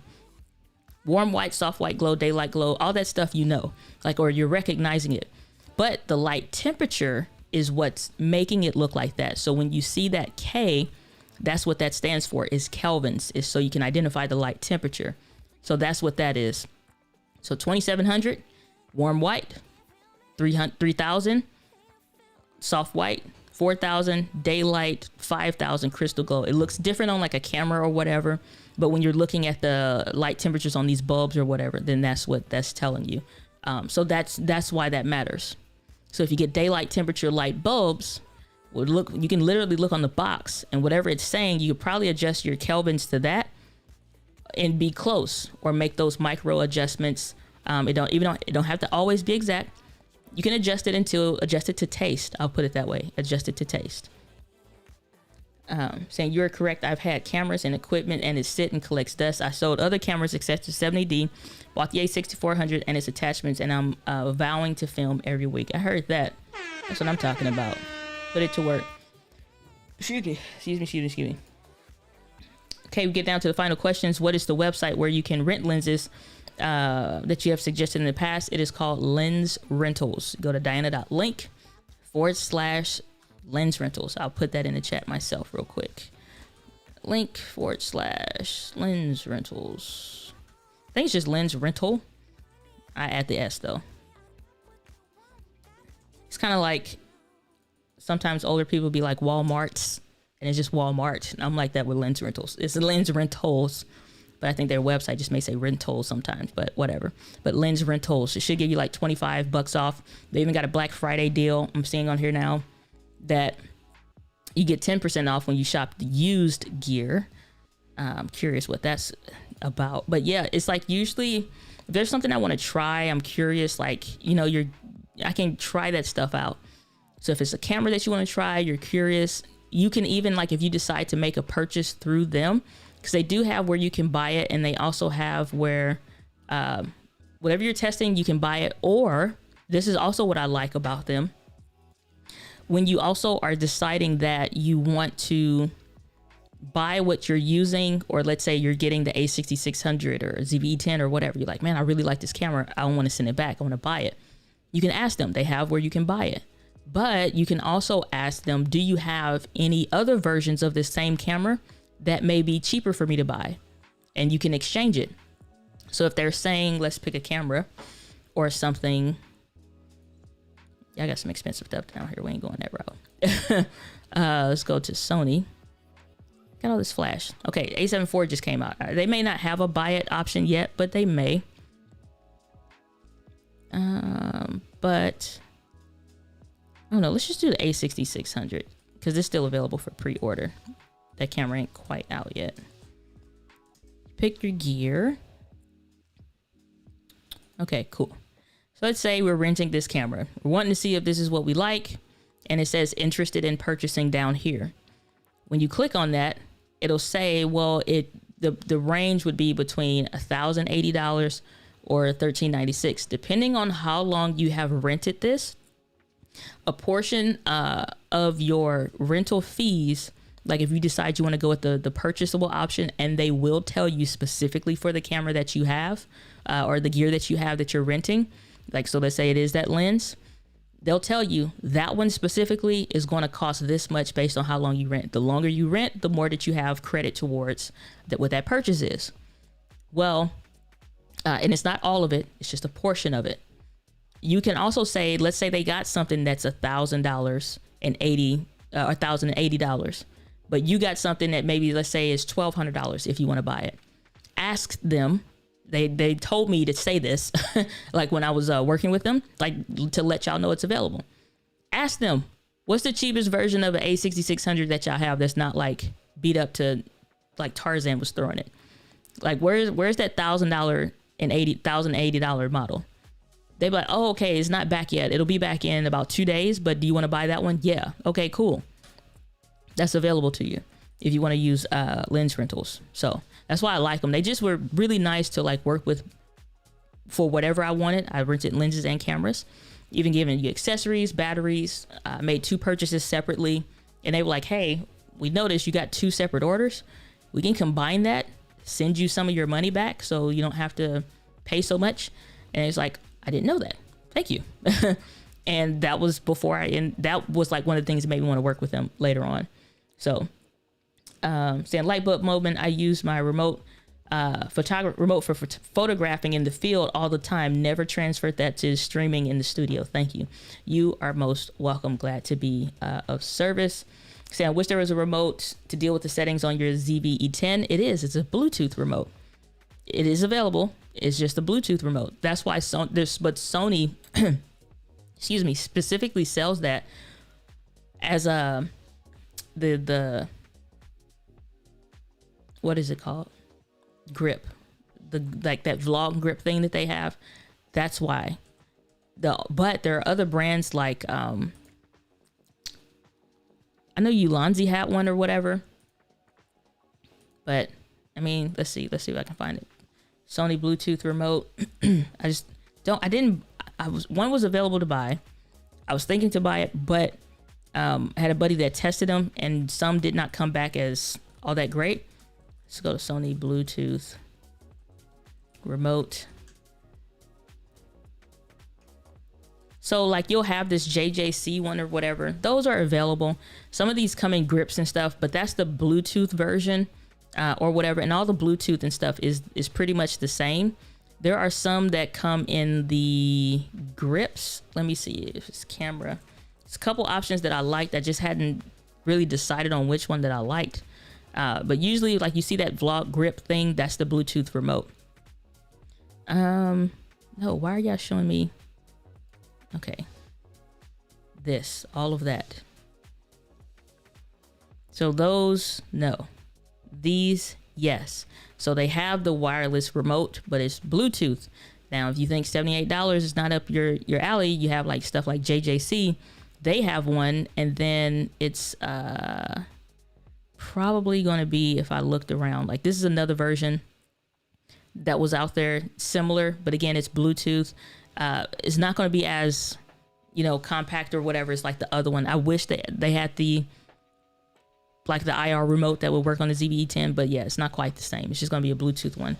So things like, let's try this one last thing. It's on the ZBE10 Bluetooth remote. So this is one that a buddy of mine tried. It's like the grip part was crappy. This is another one that's out there. Again, the stand part of it was crappy. The Bluetooth remote part would still work. And you have just the little remote portion. And then this is the one that I was looking at that is by like Ulanzi. Like it keep coming available, then it not be available. But this is the one, if I get one, I'm probably going to try out. So if you want to try it ahead of me, you're welcome to. But this is the one that I was looking at. And you can kind of see, again, this has that zoom rocker on there, the photo and the picture taking mode. And like you can set a custom one dial. So maybe for me, that would be audio usually. And then turn it on or off, the remote and stuff. But I don't know. It's not as advanced or whatever. And it's not like you might as well use the app at some point. And that's kind of the thing with it all. So I don't know. You're welcome to try it out. I'll drop a link in the chat if you want to take a look at that one specifically. All right. Alrighty. Don't add a Rama rent as well. Probably. You know what? I won't say that. I don't know. I've only ever bought and like purchased gear from there. I've never tried to rent. There are some even like local camera stores that will rent gear to you. The prices are just different. And I don't mind working with lens rentals personally. I think they're like in Tennessee or something or whatever. So I just liked working with them. And they're just like a good company or whatever. So, give me, let's see, another comment here. Streaming on the red Komodo. Yeah, right. Saying rental should be like 10% of the list price. Yeah, 10 rentals should turn into a purchase. They still gotta make money. You know what I'm saying? They still have to make money. That's the thing. So it may be like after 15% of the rental amount goes towards like the purchase or what have you with lens rentals. Can't remember the exact figure, but that's about kind of what it equates to. It just depends. But again, they still got to make money to run the business. So it is what it is. Since less features on the Bluetooth remote. Yep. 100%. It's just, you know what I'm saying? It's kind of like meh. At that point, you could use your phone and the Sony, app. That's why I was like, if it's Bluetooth, it's the same thing. It's just like, I want to see something a little bit better. I would hope to see something a little bit better. Okay. So let's see here. Moderators, where y'all at? Y'all don't see this in the chat? Hold on. Let me pull this back up. Because I'm about tired of seeing this one ridiculous comment. Hold on. Migs, was good to see you. Good to see you, brother. Glad that you are here. I see you showing up late to the party, as always. Camera Junkie, are you a moderator? I'm not seeing it on this side. Oh, maybe it's just coming through on my end then. Okay. All right. Well, we may be all right. I just want to make sure that, you know, the environment is curated properly for the chat. We need not have drama. And if anybody have any final questions, now is your moment. Otherwise, hold your peace. And, you know, love and hair grease, because I'm about to wrap it up for the day. Okay, I think we're good as far as comments or whatever. Oh, nope. The hell is this about? Okay, report, remove. All right, cool. I'll fix that in the chat. Matter of fact, I'm gonna fix that right now. Here's the one thing I will tell y'all, because some of y'all get freaked out about weirdo people popping in your chat or whatever. You look like this, you're gonna have weird stuff happen on your stream. Don't end your stream and freak out and be like, I don't know what's happening. Let me show you what to do in your settings in YouTube, because I'm about to do this in real time. So real quick, I don't know what the hell this is, and I'm not promoting this, but this keeps coming up. So all I gotta do in Ecamm right now, let me exit out this. So if you see something in the chat or whatever, let's say it's a phrase or a word or something that you don't know, or like people be saying like WhatsApp or whatever for something. I don't know. They put a bunch of crazy stuff. So what you want to do on Ecamm, you can bring that chat on the screen, or you can use preview mode so it doesn't show if it's like offensive or something, and just double click on it and you copy it, right? Obviously you can block the person and stuff like that, and that's fine. So once you get that, you're good. So you can take that off the screen. Then all you have to do is come over here to your settings, and then you come over here to community. And then like, so I added Miss Eileen as a moderator and stuff earlier, and Doc Rock and all these other people or stuff like that. So once I scroll down, you have also like hidden users. Now I'm gonna tell you right now, this is what it means to be this color on the platform. So prepare yourself. Buy me a coffee, folks. Y'all already have this list. So y'all about to see some stuff that you may be feeling offended to, and may the Lord bless you and keep you always. But this is what you need to do. So you'll have this blocked word section. What you do is you come down here, and all of these listings of the words is all of the stuff that you have to have in your chat, or that you at least want to, so that you don't have to see this in the chat, and you can keep that corrected for your people. So whatever this phrase is or name is or whatever, you just add that, and then you hit save. And then I also block links so people can't add links or whatever to the chat, and then you're good from there.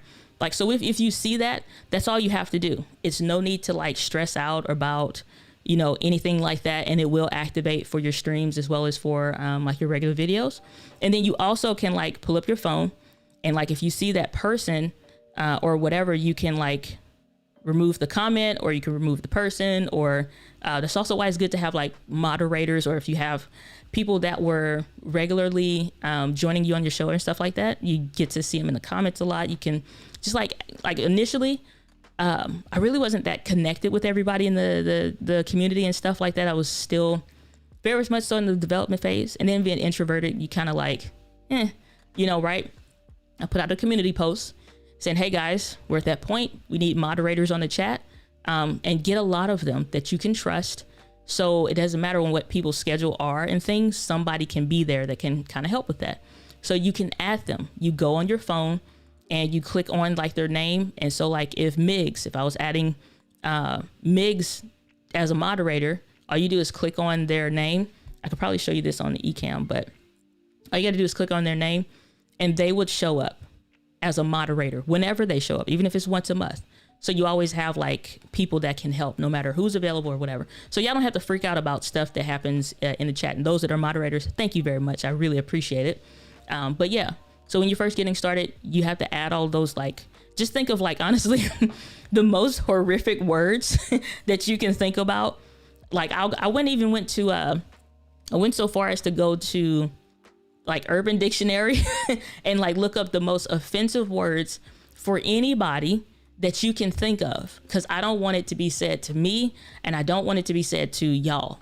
So like for anybody that's in the chat, I don't care. I don't want anybody to mistreat other people in the chat, right? Me, I can take it, but y'all don't deserve that kind of stuff. So I'll go find the most offensive words for like even stuff I see on TikTok and be like, add that to the filter.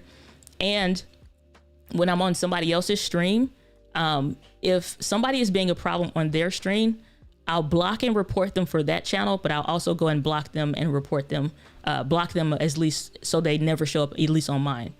The other thing is that if you see words or offensive sayings or something, people try to get crafty with how they say the N word or how they say offensive other stuff or whatever. That's fine. When you see that variation, like, I didn't even think of that one. Okay, copy and paste, add that to the filter so that it doesn't come up, so that you don't have to deal with that. So as you're joining other people's streams and stuff, and you're building, like, this is one of those things that like keep people from streaming. They're like, well, what if somebody say something? Okay, every once in a blue moon, you may get a weirdo. Sometimes I'll have like a whole bunch of people, like 10, 15 people one time showed up, fill up the chat, and it's just like moderators was working that day. But it's like, it's okay. You'll be all right. It's, like, it's fine. Like, don't trip off it. Don't ever take that stuff personally. People are weird. People hire bots and stuff. But most of the time, these are weirdo people. So don't worry about it. Just go to your community settings, add the list of words that you never want to ever have said to you or other people. And every time you see one, just keep adding to it, and you'll have a really good filter the more you grow on your channel and stuff. So don't worry about it. Okay. Greetings from Go, Taste, and See. Good to see you. Glad that you are here. Saying according to Doc, just get the $20 remote. 100%. Just get the $20 remote. It is better for you. Just get the $20 remote. Saying moderators are doing their job. I appreciate it. Saying you're not a moderator. My bad, camera junkie. Let's fix that. You are now getting knighted onto the channel as a moderator, my brother. Welcome to the squad. All right, got you clever. Saying we don't see the message in the chat. Okay, cool. That's so even better. So, but just still, if that kind of stuff happens to y'all on your stream or on your channel, even when you see that stuff, even on other people's channel, and you notice like sometimes when you're uploading content, just uploading content to YouTube, you'll see like as soon as you hit publish, a chat pops up. It's like, I'm lonely. I miss you. Whatever. This link for sexy girls and this link for sexy guys, and you'll see all of it. At that point, like you got a bot subscribed or whatever. So it's like probably a if this then that setup. So if this person publishes a video, post that. So all you got to do is somebody say I'm lonely, because I don't care if you ever are. It's like just put I'm lonely in the filter in variations of it so that it gets blocked, and then you are good. You can just delete that stuff. So yeah. Saying I'm here at physical therapy and still watching. This is super helpful. Glad to be of service. And I'll probably put that stuff on like a Google Doc or something. And if you're on the email list, send that out. So if you want to download that list of what I already use, because I think it's just a good general filter. Is not in. Oh, even better. Pro tip here. When political season comes up, unless you have a channel that like you're actively encouraging that kind of conversation, when anything comes up, because we're talking about cameras and lenses, I do not need to know what political affiliation you are. I do not care. We will never discuss it on the channel. I don't ever want to discuss what, you know what I'm saying? Like that kind of stuff is just weird, and people get to going back and forth in the chat. So it's like, maintain the integrity of your chat and your channel. So this is my house. You can't smoke in my house. You can't curse in my house. You know what I'm saying? You can't wear dirty, muddy boots in the house, kind of a thing. Same thing with your channel.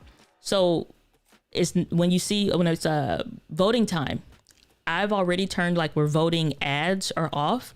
So that's income that it just doesn't happen, which I'm fine with. And I'll go through, and whoever those political candidates are, I add their names to the filter because it's just not necessary. And you don't, like, we come in here to learn about cameras and stuff. And so you can share your message with the world, and you're leveraging video. That's it. Right? So I'll add the political candidate's name to the filter, so we don't even have to deal with this. We not even open that conversation. Mind your business. Okay? I don't care if you the donkey or the cow or the whatever the stuff is. Like, no, just mind your business. Okay? You either Sony, Panasonic, Olympus, Nikon, or you know what I'm saying? Like you're somewhere of about that. That's who we care about on this channel. Past that, mind your business. Shoot. Saying it was in the chat. Okay, cool. Saying it's so awful how people have time to be evil and mean. We love you. Well, I appreciate that so much. You know, I just think people are weird and crazy, and there is no cure for crazy currently. So I am not trying to help diagnose what their problem is. That's where it's like I get off with Gary Vee, and he's like, just have empathy for people. And I'm like, Gary, you may have grew up in the hood, but you didn't like maybe have to in certain hoods. You know what I'm saying? Like your hood experience may be a little different. You know what I mean? Like, I don't know what your stuff was like, brother, but I love you anyway. However, you know what I'm saying? Like, you know what I'm saying? Like, I don't have empathy. I just want you to go stay over there. Go over there with you crazy. May the Lord bless you and keep you always. Stay right on over there. Shoot. Say, if you don't add me, I'll be at the door with the VIP. No, when you switch to Sony, this specifically for Migs, when you switch to Sony, I'll add you as a moderator. Let me know when you cash out, brother. Let me know. Say protect Diana. I appreciate it. Saying congrats to moderator status, camera junkie. Yeah, we had to send him a t-shirt or something. Saying, how do I get on the email list? Go to dianagladney.com, and there is a like it's usually like you sign up for like a free offer or something, like the ultimate guide to live streaming or something like that. So when you come over here, any of these buttons that you click on to download something or whatever will add you to the email list. So you want the ultimate guide to live streaming, you click on it and it'll pull up, put your name, best email address to send that to. You'll still get the guide thing or whatever. But once the stream is over today, what I'll do is make sure I'll add that as a Google Doc or something and make it downloadable through like Dropbox or something. And then that way y'all can just add that filter to what you're doing. It's just something, it's like a running list of horrid and horrible things that, you know, it's like, I don't think too much into it. I don't read into it. You cannot get emotionally attached to that kind of stuff. These people know nothing about you. They don't know what you've been through. They don't know what you came out of. They don't know where you're going. They don't know what your goals are. They don't know, you know what I'm saying? They don't know nothing about you. They have no right to make an opinion on you, nor should what people say matter. And what other people think about you is none of your business. What other people think about you is none of your business. So whatever you see on the list, be chill, add it to the filter, and move on with life. You don't even need to think more into it. I'm probably a bad Christian. I don't be praying for them people neither. I'm like, you need to go get a psychiatrist, okay? Because I got a 1-2 punch for you. You're gonna see the Lord Jesus one way or the other. It's gonna be through these fists. It's you one way or the other. But crazy people on the internet, I don't try to diagnose them. I don't pray for them. I add a filter and I move away. You can't get emotionally attached to those people. I do hope people are well mentally, for real. But you can't get into trying to diagnose what's going on in the chat and the live stream and stuff. So y'all just be chill on that one. But I send it out later. So that's all you need to worry about. So, okie dokie. Send another bot. Don't worry about it. It's all good. I think everybody pretty much got it, but don't worry about it. As far as that is concerned, guys, that is all the questions that I see today, as far as I can tell. And I will be sure to get that list sent out later today so that y'all have that. But I think today was a good lesson in all things with your camera, your lighting, your lenses, making sure you're squared away so you don't have to stress out about when you sit down to record. You know exactly what your stuff should be at. You know exactly, where your settings and all that stuff should be, so that you feel comfortable and confident that every video looks like the last video, unless you specifically decide to change it. Unless you decide to change it, then at that point, now it's a different look, but not because the camera's doing stuff and you don't know what's happening. So hope that you guys enjoyed today's stream. And with that, guys, with passion, I'll see you on the next one.